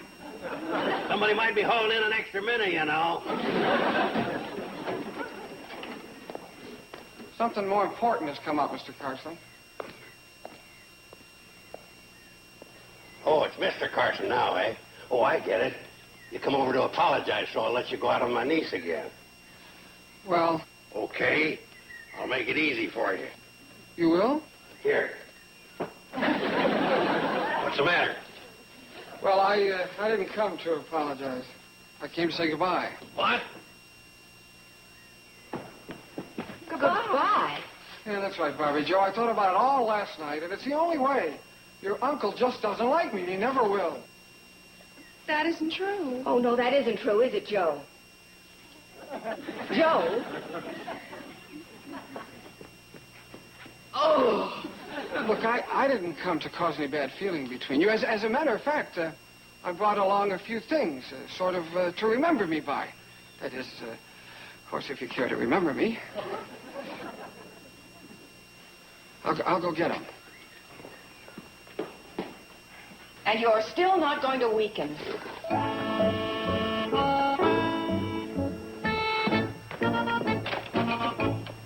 Joe Carson, you are impossible. Well, here we are. Oh, hi, I'm glad you're here. What's up? Orrin is going away. Going away?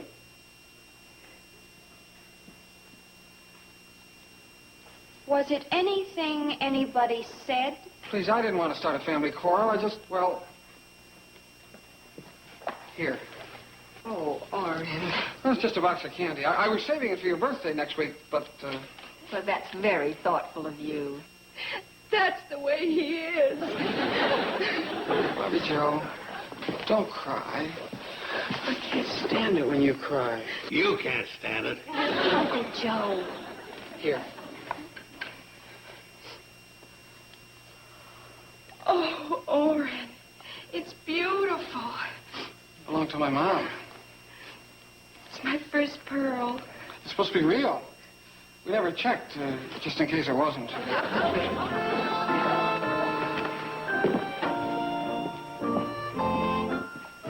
Oh, it's lovely. What are you doing? Why be in doubt? Let me bite it. This is for you. It's an old family Bible. I was saving it till I had a family, but it doesn't look like that's gonna happen. And so, since I'm the end of the line... Orrin, we couldn't possibly... Well, sure you can. You've already got a family. And look, there's a place to put important dates, like Kathy Joe's birthday. Oh, thanks. Now, wait a minute. What is this? Oh, some old document. It's probably a marriage certificate. That thing was crammed with things like that. I took them all out and put them in a box. At least I thought I did. I must have missed that. What's the matter? You know what this is? It's a deed. A deed? A very old deed. Who is Ebenezer Pike? Oh, Captain Ebenezer. He was my great-great-great-grandfather. And you say you're the last of the line? Yeah, I'm the last of the Pikes. Well, don't look now, Orrin, but according to this, you own the entire Hooterville Valley.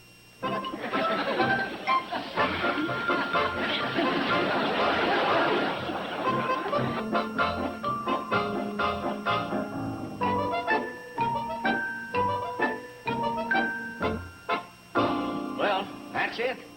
That's That's it, all right. You mean this pipsqueak? This gentleman owns our valley, according to this document. Which I'll take, if you don't mind. I'd like to keep it in my possession. You can understand that, I'm sure. Bye. Joe, are you going to let him go? What do you mean? What does he mean? Joe, this boy holds the power of life and death over us. We can't let him out of our sight for a minute. You want me to stick with him? Well, certainly. You're the one thing we got going for us. What are you talking about? You're the one with an N. N? Oh, for crying out loud, Joe. How dense can you get? Look, I'll spell it out for you. Warren is crazy about Bobby Joe. Bobby Joe is your niece. Therefore, you got a direct line to him. He won't make a move without consulting you. Oh, I see what you're talking about.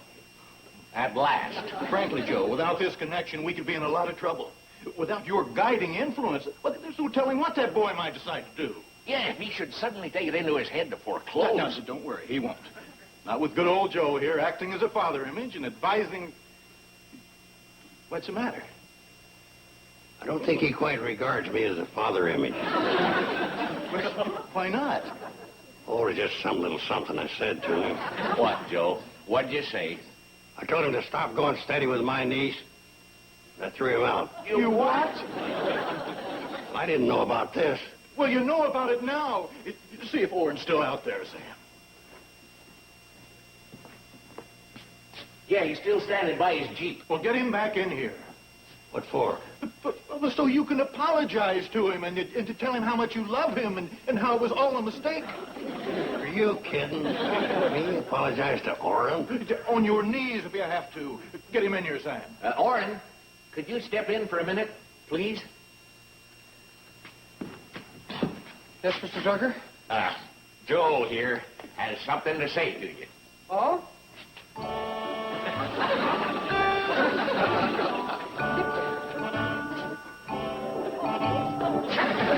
Okay, Joe, speak your piece.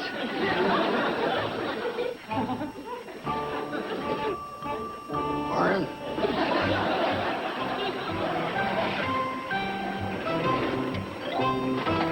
Understand, sir, you don't really have to do this. Son, I wouldn't have it any other way. So I'll get him.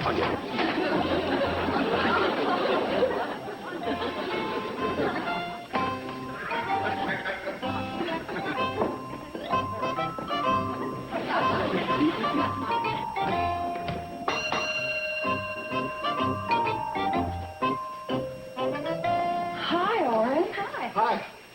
Sign him in. Sign him in. Orrin's going to stay here? That's right. I told your uncle that I'd give him my notice at the boarding house. He suggested I move into the Shady Rest. Oh, that's wonderful. How about room 8? No, don't give him room number 7. That's the Millard P. Bradley suite. But that's $4 a day. Not for my friend here. He's a guest of the house. Oh, no, that's okay, Mr. Carson. I'll take a cheaper room and pay for it. No, the Millard P. Bradley suite. Complete with pitcher and basin. Here you are, Orrin. Thank you.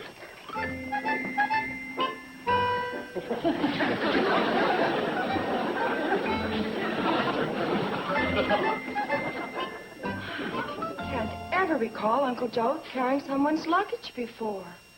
Only once. When that fellow with the tennis shoes was staying here and Uncle Joe thought he was Howard Hughes. Did I just hear Orrin's voice? You sure did. He just moved into the Shady Rest. Does Uncle Joe know about this? He was the one who checked him in. It doesn't have anything to do with the fact that Orrin owns all of Hooterville Valley, does it? Not a thing.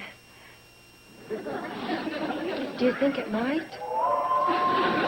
Oh, there's the cannonball. Listen, don't wait dinner for me. I have to go over to the county seat on some legal matters, so I'll be a little late. You know, Bobby Joe, I don't like this. Oh, I'm sorry. Oh, no. No, that part I like, you sitting next to me. What don't you like? You said you didn't like something. I did? Boy, at times like this, it's awful hard to think of stuff I don't like. Well, it must have been something. Oh, yeah. I don't like taking advantage of your uncle. You know, moving in and living rent-free. Orrin, you have to expect that. That's what people do for a person who is powerful and wealthy. Who's powerful and wealthy? You are. I am? You own the whole Hooterville Valley. Golly, I keep forgetting that. You're a king. Anything you want, the people will knock themselves out to get it for you. Oh, I don't believe that. Try me. What would you like? A sandwich. I haven't had any lunch. So you'd like a sandwich? What kind would you like? Sliced ham, meatloaf, peanut butter, jelly? Meatloaf would be fine. One meatloaf coming up. Hey, this is kind of fun. Yeah, sort of makes me feel like Jackie. Jackie? And you're Onassis. Oh, yeah. Or Grace and Veneer. Yeah, that's quite a combination, too. Not any better than this combination. Bobby Joe? Hmm? You sort of talk like we'll be getting married right away. And I keep telling you, I can't even think about it till I get at least 2 more pay raises. You own the whole Hooterville Valley. Golly, I keep forgetting that. Here you are, sir. Well, thank you, my good man. Oh, there's one of our subjects now. Hello there. Hi. Can I get you anything more?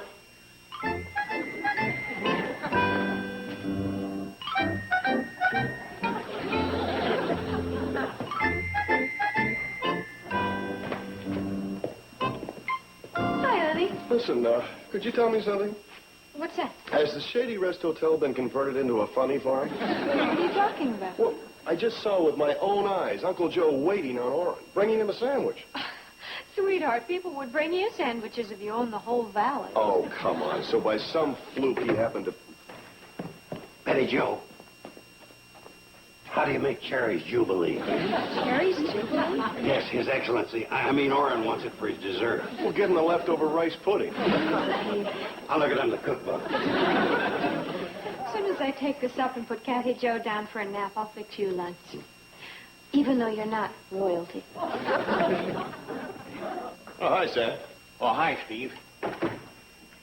He asked me to wait inside till he finished eating. Oh, brother. I'm going to do an interview with him for the Hooterville World Guardian. Going to put out a special issue. You too, huh? Wonder where I ought to feature his picture. You got a comic section? Steve, that's disrespectful. You're talking about the man who owns the entire valley. Mayor Potts, you wait here. Mr. Drucker, he'll see you now. Oh, thank you, Bobby Joe. Ma'am, miss? Your Highness will suffice. Well, Mayor, what's new? Well, as you can see, Steve, plenty. Do you have a tape measure around here? A tape measure? Yes. We're putting up a life-size statue of Orrin Pike in the town square. You got to be kidding. No, and it won't cost the taxpayers a cent. All by private donation. Oh, well, you can put me down for a sizable contribution. Oh, fine, fine. I'll donate the pigeons.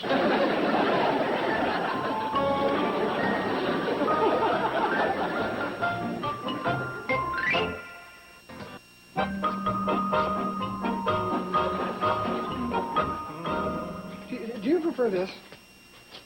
Yeah, that's not bad. How about this? Oh, I like that. It's much more befitting. You know, Mr. Pike, now that you're the new owner of the valley and I'm the mayor, I was thinking that maybe you'd like to make a statement, to benefit all the people so they'll know what to expect in the future. That's very good thinking, Mayor. Tonight I'll throw a party here at the Shady Rest. And at that time, I'll have a proclamation ready for my people.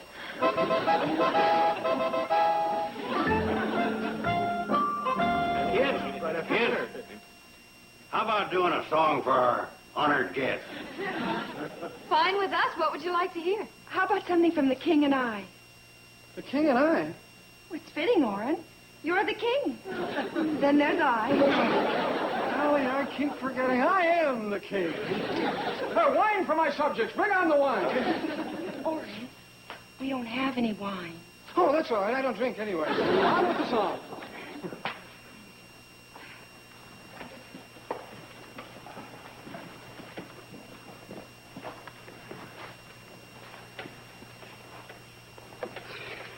By order of His Majesty, good King Orin. A law was made a distant moon ago here, July and August cannot be too chill.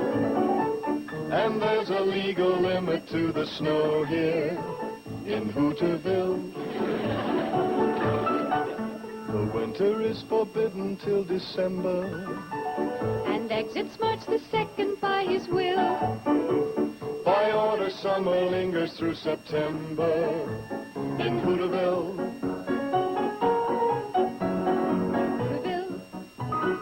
Hooterville. I know it sounds a bit bizarre, but in Hooterville, That's how conditions are. the rain may never fall till after sundown. By 8 the morning fog must disappear. In short, there never will be a more congenialville for happily ever aftering than here in Hooterville.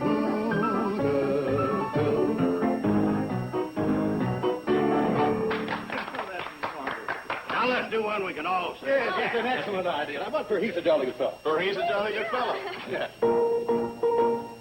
For he's a jolly good fellow, for he's a jolly good fellow, for he's a jolly good fellow, which nobody can deny, which nobody can deny, which nobody can deny. For he's a jolly good fellow, for he's a jolly good fellow, for he's a jolly good fellow, which nobody can deny.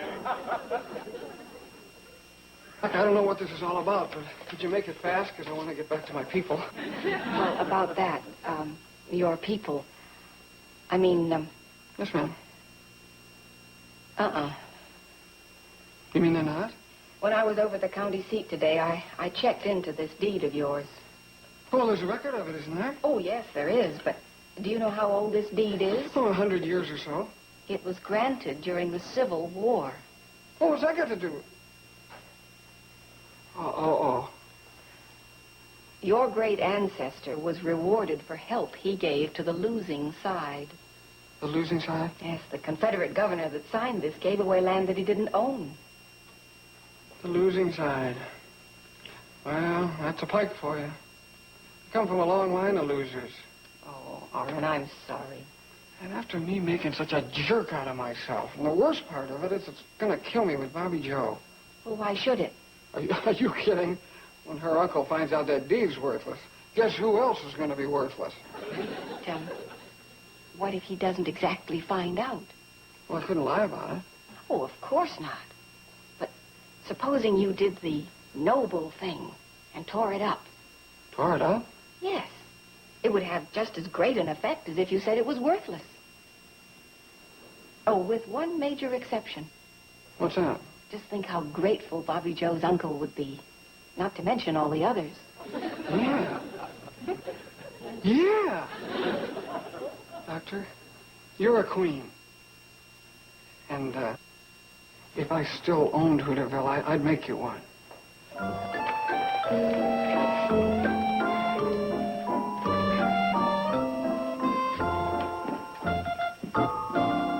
People of the valley. Yay, I told you I had a pronouncement to make, and as the poet says, actions speak louder than words. So my pronouncement is this. Well, What are you doing? No, there, child. It's a far better thing I do than I've ever done. does this mean what I think it means? Yes, sir. I'm renouncing my ownership of the valley. What happens to us? My boy, it's a noble thing you've just done, and we are all grateful. As far as you and my niece are concerned, You have my blessings to escort her whenever you wish. Just so you get her in by 9:30. Bobby Joe, do you have any taste? Oh, wait. It's all right. You don't have to get her in by 9:30. We'll make it 10. Well, let's eat.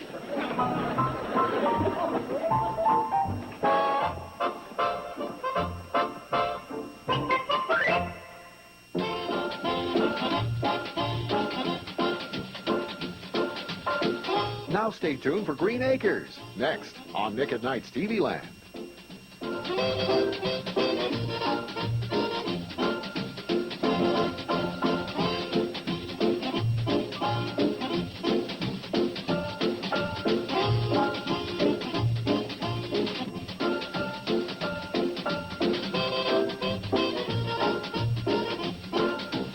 Petticoat Junction.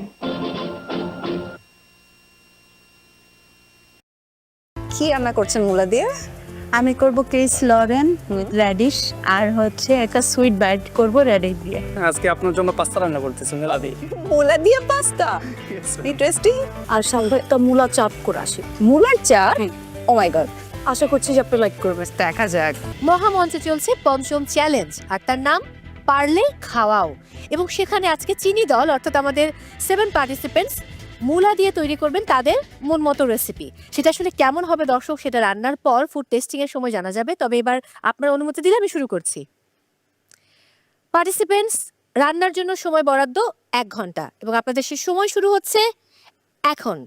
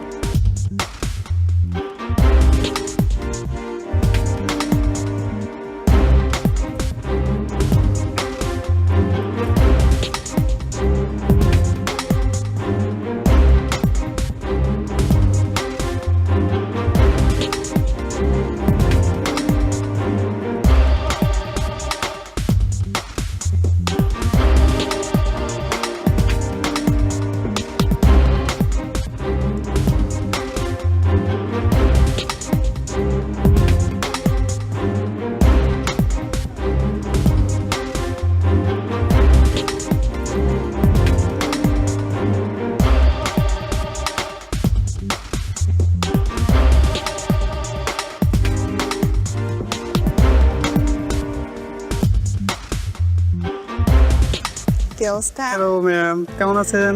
ভালো। কি অবস্থা রান্নার? এই তো ma'am চলতেছে। আজকে আপনার জন্য পাস্তা রান্না করতেছি মূলা দিয়ে। মূলা দিয়ে পাস্তা? ইন্টারেস্টিং। আমি না মূলা একদমই পছন্দ করি না। আই হোপ আর পছন্দ হবে আজকে। ওকে। যখন হচ্ছে বিদ্যা সিনহামি মামার কিচেনে ঢুকলো, আমি টোটালি শক। বাঙালি একটা ভেজিটেবল দিয়ে আসলে ইটালিয়ান একটা ডিশ আমি রেডি করতেছিলাম। তো আমি আশাবাদী ম্যামের এটা পছন্দ হবে। কি রান্না করছেন মূলা দিয়ে? আমি করব ক্রিস লরেন উইথ রেডিশ আর হচ্ছে একটা সুইট বাইট করব রেডিশ দিয়ে। ওকে।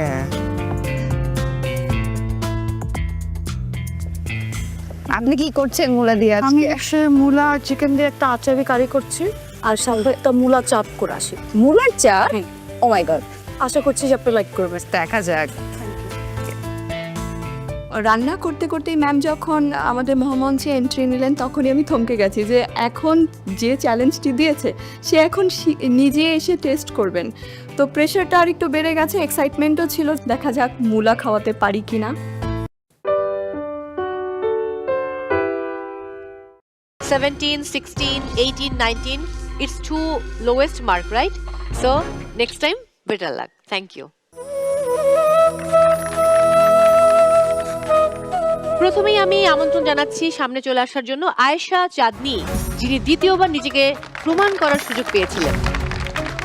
এরপর রোহেনা সুলতানা, রায়হান আহমেদ, রুকসানা শাহিন পপি, ফারহা বাড়ি এবং শিষ্ট চাকমা। আপনারা প্রত্যেকেই খুব ভালো করেছিলেন অডিশন রাউন্ডে। যেহেতু এটা গ্র্যান্ড অডিশন, একটা গ্র্যান্ড ব্যাপার, এবং এখানে যেটা হয় অনেক বেশি পার্টিসিপেন্ট এবং প্রতিযোগিতাও কিন্তু খুব বেশি, নার্ভাসনেস কাজ করে, রাইট? সো আমি স্কোর বলছি। আয়েশা চাঁদনী, আপনি পেয়েছেন আউট অফ 40 16। রোহেনা সুলতানা, আপনি পেয়েছেন আউট অফ 40 15.6। রায়হান আহমেদ, আপনার score out of 40 15.4।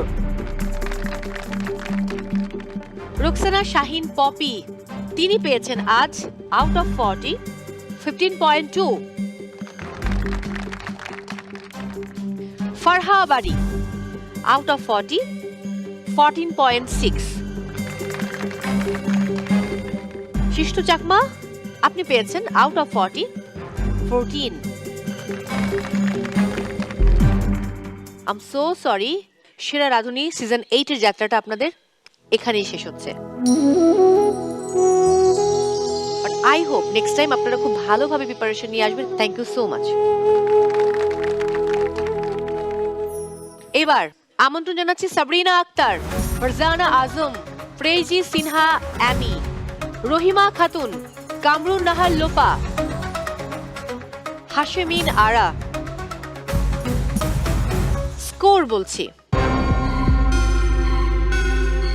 Sabrina Akter, আপনি পেয়েছেন আউট অফ 40 19.2।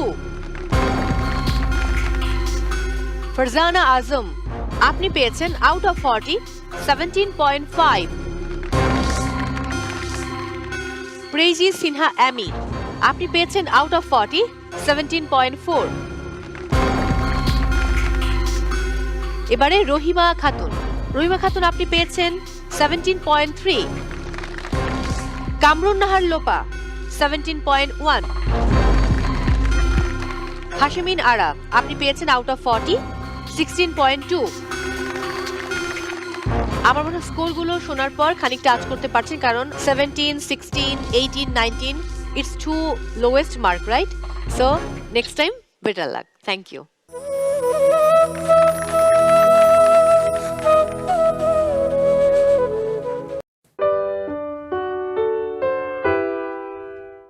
এটা কি?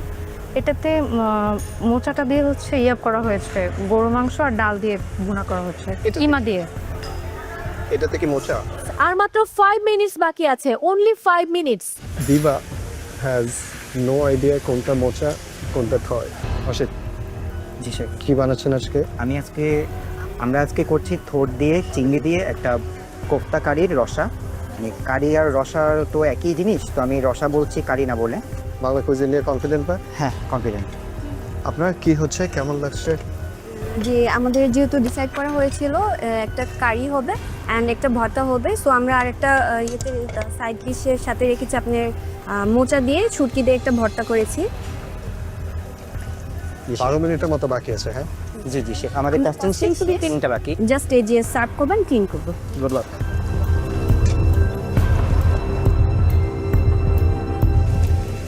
আশিতা, 10 মিনিট বাকি। হয়ে যাবে ইনশাআল্লাহ। Costing done? Costing done, cleaning will be done and cooking আর ডান।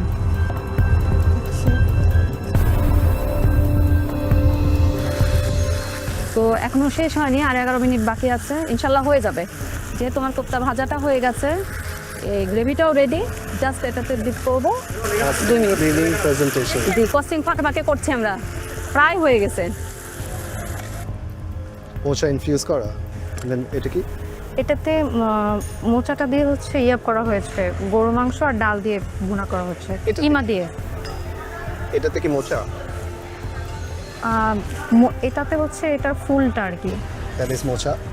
এন্ড দেন এটাতে হচ্ছে ওই যে যেটা ভিতরে ছিল। ও হ্যাঁ,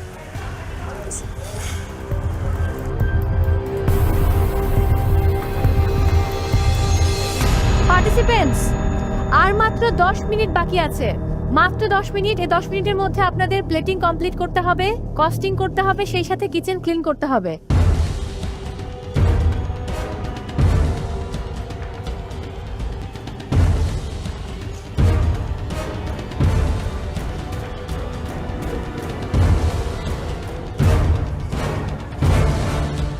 ভালো, সবাই মোটামুটি অন টাইম শেষ করে ফেলবে, ক্লিনিং কস্টিংও সবার হয়ে গেছে, টিম ওয়ার্ক তো।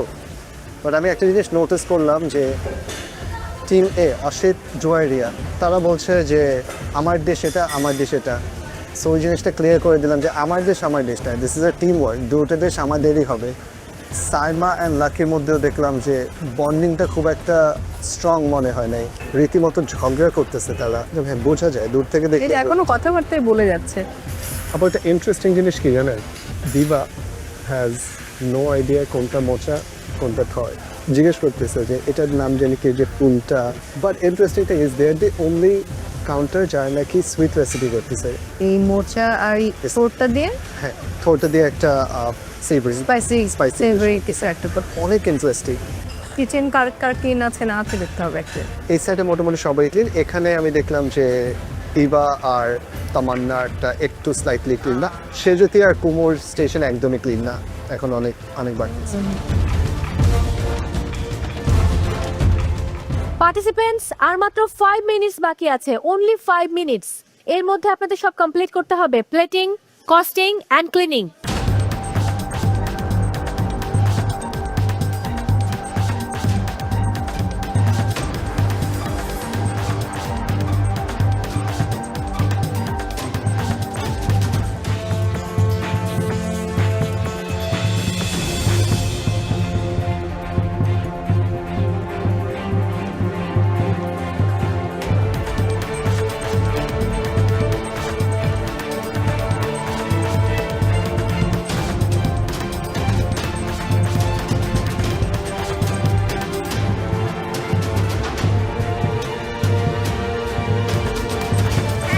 সেকেন্ড, অনলি 19 সেকেন্ড, আমি কাউন্টডাউন দিচ্ছি।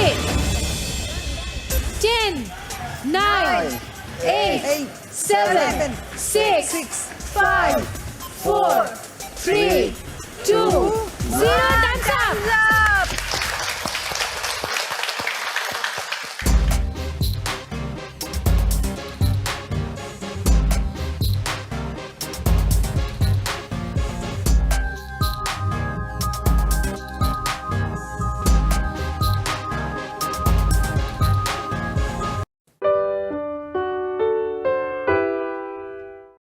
আসলে আমাদের কোনো প্ল্যানিং ছিলই না কাউকে এলিমিনেট করার।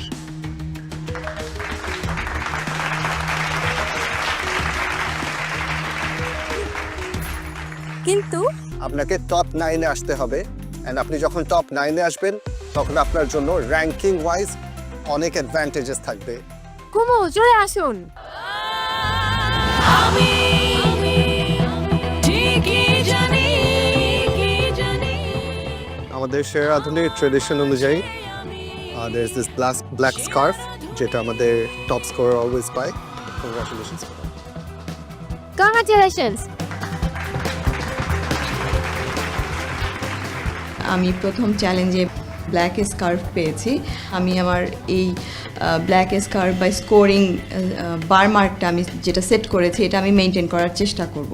নাতাশা, আপনি কিছু বলতে চান মুনিমকে নিয়ে? আমি আসলে অনেক বেশি এক্সপেকটেশন ছিল আমার, বাট ওনার নার্ভাসনেস ছিল অনেক বেশি। তারপর ভেবেছিলাম যে কিছু একটা বেটার হবে, বাট আনফরচুনেটলি সে আসলে ওভাবে করতে পারে। ওকে, মুনিম কিছু বলতে চান? আমার নিজের কাছ থেকে এক্সপেকটেশন এর চেয়ে ভালো ছিল, আনফরচুনেটলি আমি আমার মতো করে আউটকামটা দিতে পারিনি। ওকে, এখন স্কোরটা আমরা দেখে নেই। Let's have a look. 15.2 out of 30।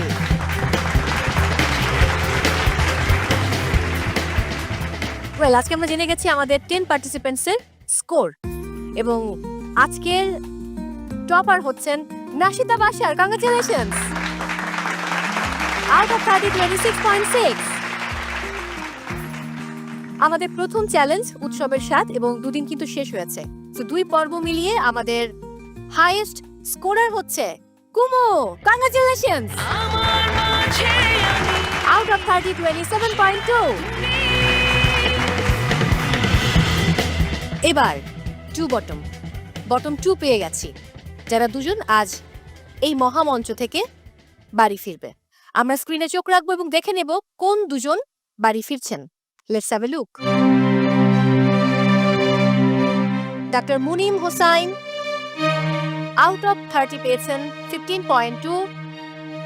Sharmin সাবা লিনা, তিনি পেয়েছেন আউট অফ 30 15.6। ডাক্তার মুনিম, আপনি আজকে বলতে গেলে দ্বিতীয় জীবন পেয়েছিলেন, কারণ গত পর্বে যখন আপনি আসলে একটা রেসিপি পেলেন, সেটা ছিল কুমড়োর রেসিপি, যে রেসিপি দিয়ে তিনি কিন্তু প্রথম চ্যালেঞ্জের হাইয়েস্ট স্কোরার হয়েছেন, এবং আপনি সেটা করতে পারবেন না বলেই কিন্তু আমাদের বিজ্ঞ বিচারকেরা সেটা পরিবর্তন করেছিলেন, কারণ রেসিপিটা বুঝতে সমস্যা হচ্ছিল আপনার।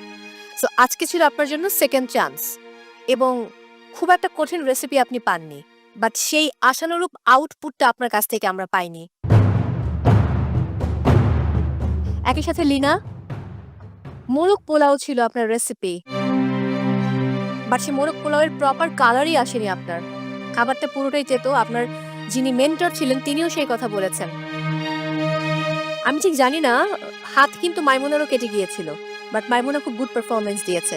সো এটা একটা মহামঞ্চে টিকে থাকতে হলে আপনাকে প্রতিটা সেকেন্ড লড়াই করতে হবে। ওকে, তার মানে আমাদের সেরা 20 থেকে আজ বিদায় নিচ্ছেন দুজন। তারা হলেন ফরিদপুরের ডক্টর মুনিম এবং সেই সাথে রাজশাহীর লিনা।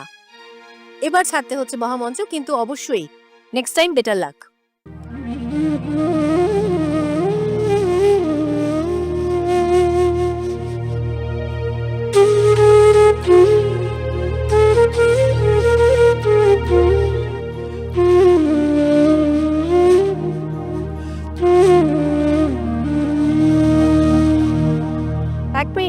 এক মিনিট লিনা এবং ডক্টর মুনিম, আপনি আপনার জায়গায় যান প্লিজ। আপনিও চলে আসুন।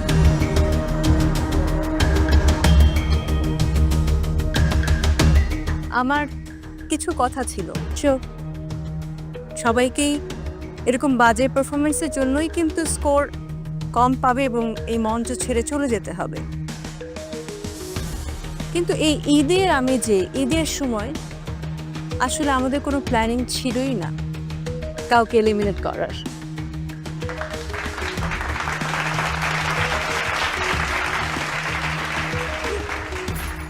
কিন্তু পরবর্তীতে সেটা আর হবে না। তবে এই 2 পর্ব উৎসবের স্বাদ এবং আগামী থিম যেটা থাকছে, এই দুটো থিম মিলিয়ে আপনাদের স্কোর কিউমুলেটিভ করে যে বটম 2 থাকছেন তারা অবশ্যই এলিমিনেট হচ্ছেন।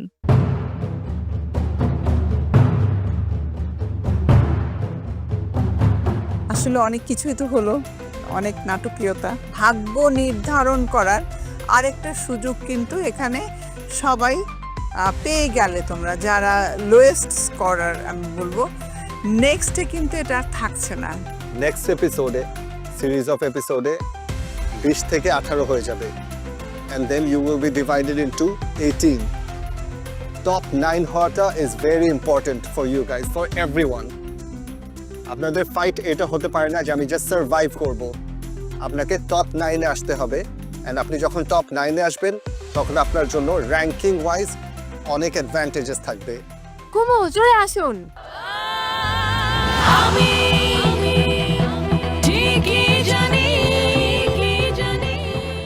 আমাদের শেরাধুনের ট্রেডিশন অনুযায়ী there is this black scarf যেটা আমাদের টপ স্কোরার অলওয়েজ পায়। কংগ্রাচুলেশনস। কংগ্রাচুলেশনস। আমি প্রথম চ্যালেঞ্জে ব্ল্যাক স্কার্ফ পেয়েছি। আমি আমার এই ব্ল্যাক স্কার্ফ বা স্কোরিং বার মার্কটা আমি যেটা সেট করেছি এটা আমি মেনটেন করার চেষ্টা করব নিজের জন্য। কংগ্রাচুলেশনস। আরও একবার আপনার জায়গায় চলে যাবেন।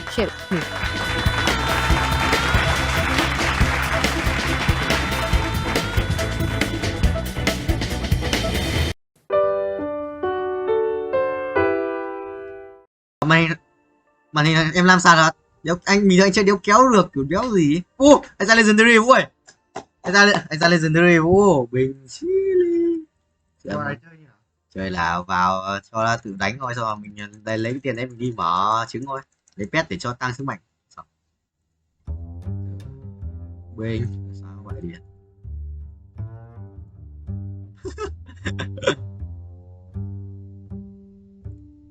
Chập rồi rồi được anh bao nhiêu? 11 tỷ là thôi bay rồi. Phải chuyển tiền đi, bay hết tiền rồi. Tạm tạm mà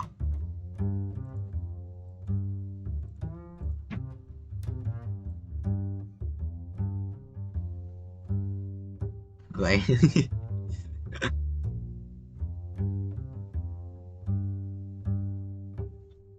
Ăn 75 HZ. 75 HZ. Mà 75 nha. Nó ừ. 65 nhìn vẫn được. Cút. Mày thích Guardian 3 không? Mày thích Guardian 3 không?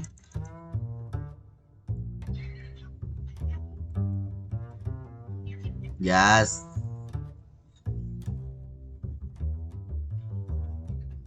Ui, để vào ấy, sửa may cảm giác ấy. Anh vẫn phải tự sửa lại form đúng không? Form tập ấy, anh vẫn phải tự sửa mà, anh vừa tập vừa tự sửa ấy. Tại có cái lúc ở đấy anh kiểu bị để hai vai không hẳn vào trong cái băng cái ghế ấy, trong cái chỗ nằm ấy, thế là cái lúc bị lệch. Thế là phải chỉnh lại. Yeah. Nhưng mà hôm nay vào mà cảm giác sự vào ấy một chút ở vai, và lưng nữa, và lưng này, lưng xương mỏi. Giờ còn vào hơn từ lúc sáng ngủ dậy rồi. Sự bay vào mà anh sự bay nhá quỷ này luôn à. Bay nhanh biết anh không có ấn cái overdrive cơ. Được hiểu.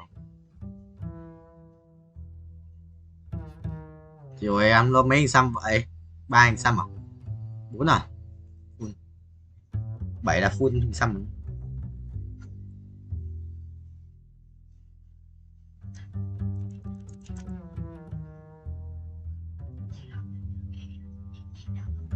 Hai cái hình xăm quỷ đép tanh ấy đã kinh khủng rồi đấy.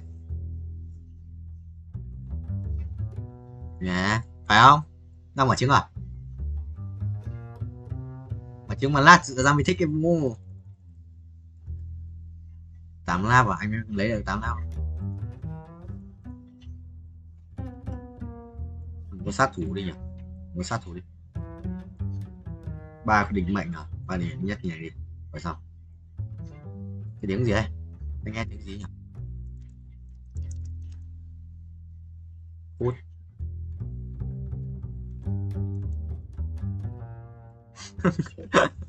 Ủa đúng rồi.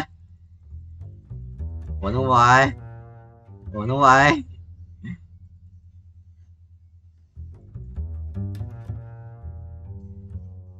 Video được ai à?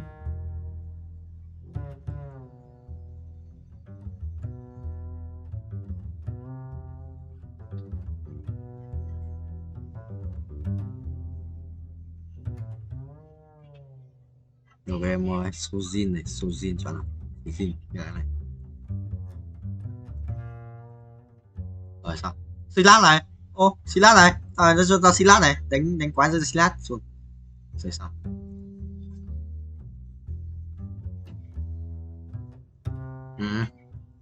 Kéo ra mày vừa chứ. Anh là người may mắn. Anh là người may mắn là thằng có cái ngu cái chọn một quán cái cây đéo chịu. Nó cho một ít vàng lúc đầu ấy.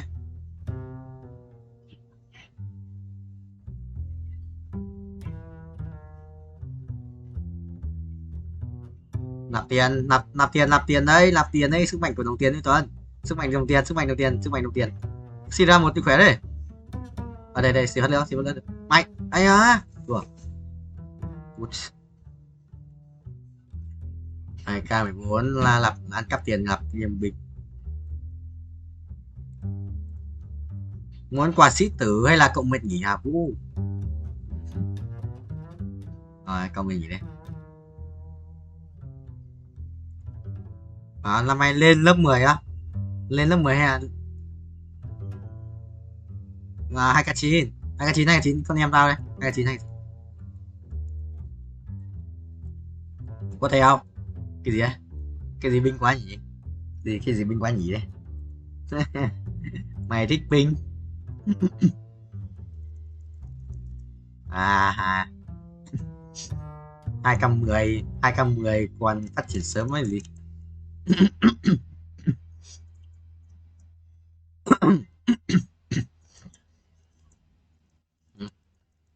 Giờ cấp 2 còn bán quạt đấy, đừng có nói.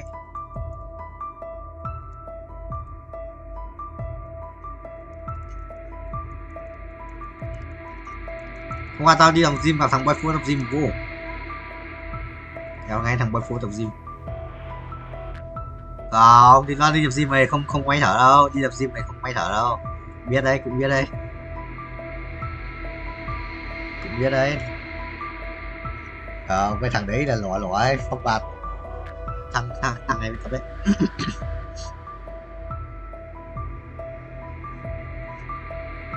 Discord. Nó livestream. Nó bật nhầm, bật cam.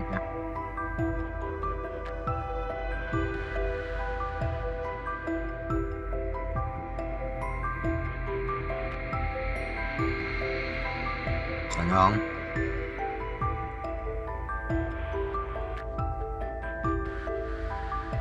Cho đấy chút kia rồi. Anh cần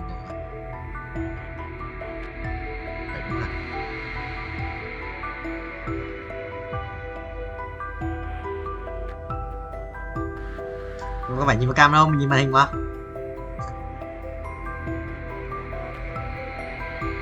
Chỉ có lab thôi, chỉ có lab mới là mình nhìn giống như gần như là nhìn vào cam luôn đấy.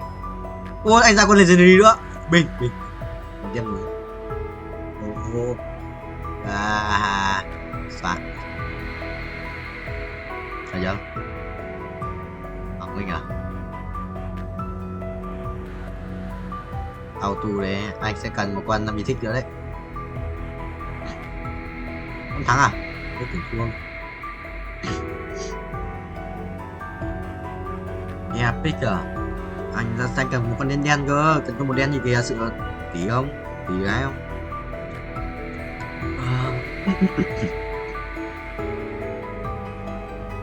Soka cho trang bị hỗ trợ. What the hell? Tôi đéo rồi.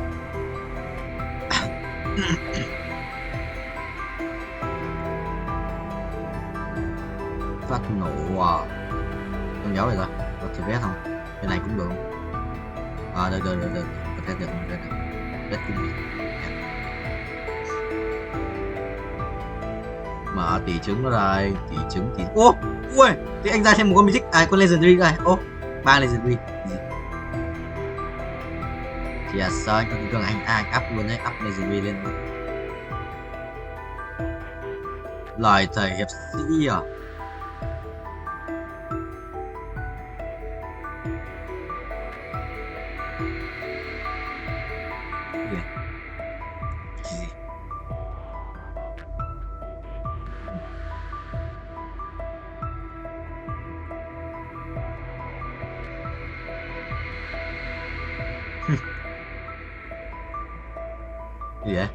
Cái gì ganh hỏng.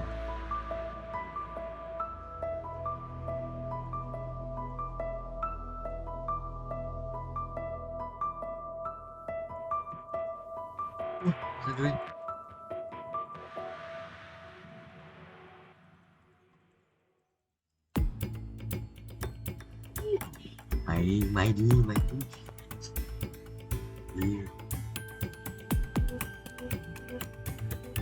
Xả 40 tiền.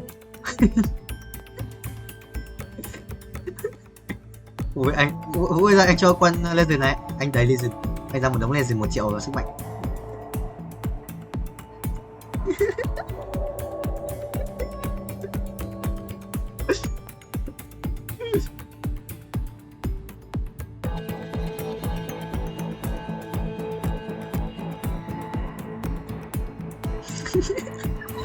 Đằng này mày.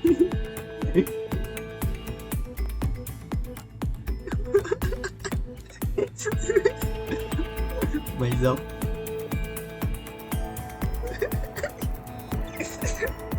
Đúng không?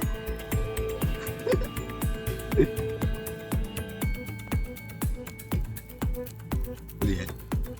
À, ngoài hỏng rồi.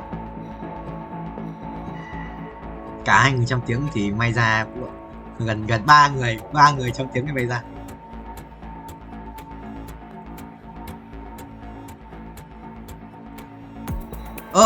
Không, 84 30 tiếng. Anh ơi, 10 tiếng. Thứ hai mới phải làm bài tập thôi, thứ hai mới phải giới hạn thời gian. Có chờ nhỉ? Xóa này đã. Ủa, anh có đống con Legendary này, Legendary xịn này, xịn nhất ở đây. Không. Pick à, anh à.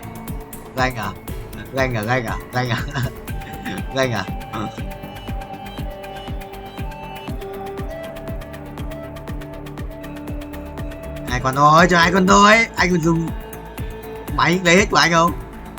Máy lấy hết của anh không? Anh còn dùng như máy ăn cắp hết không? 1 triệu của thầy đấy. Mày muốn lấy hết.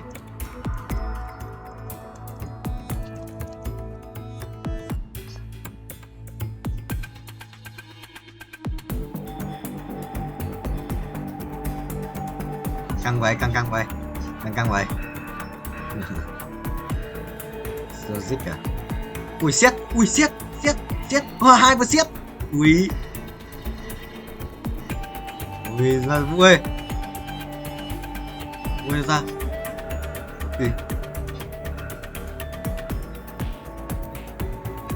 Hustle là sao hả? Là sao? Là sao?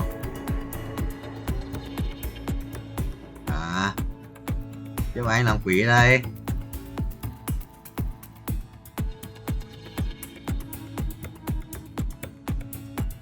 Nhưng mà xong của này còn để làm được không em?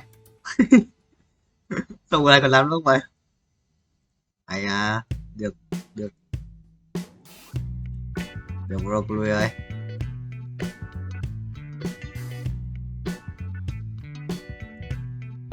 Ok broccoli ơi.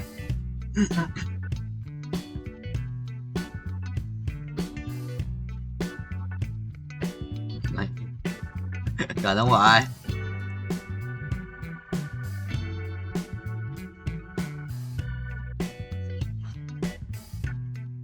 Khỏe đấy. Ui, khỏe đấy.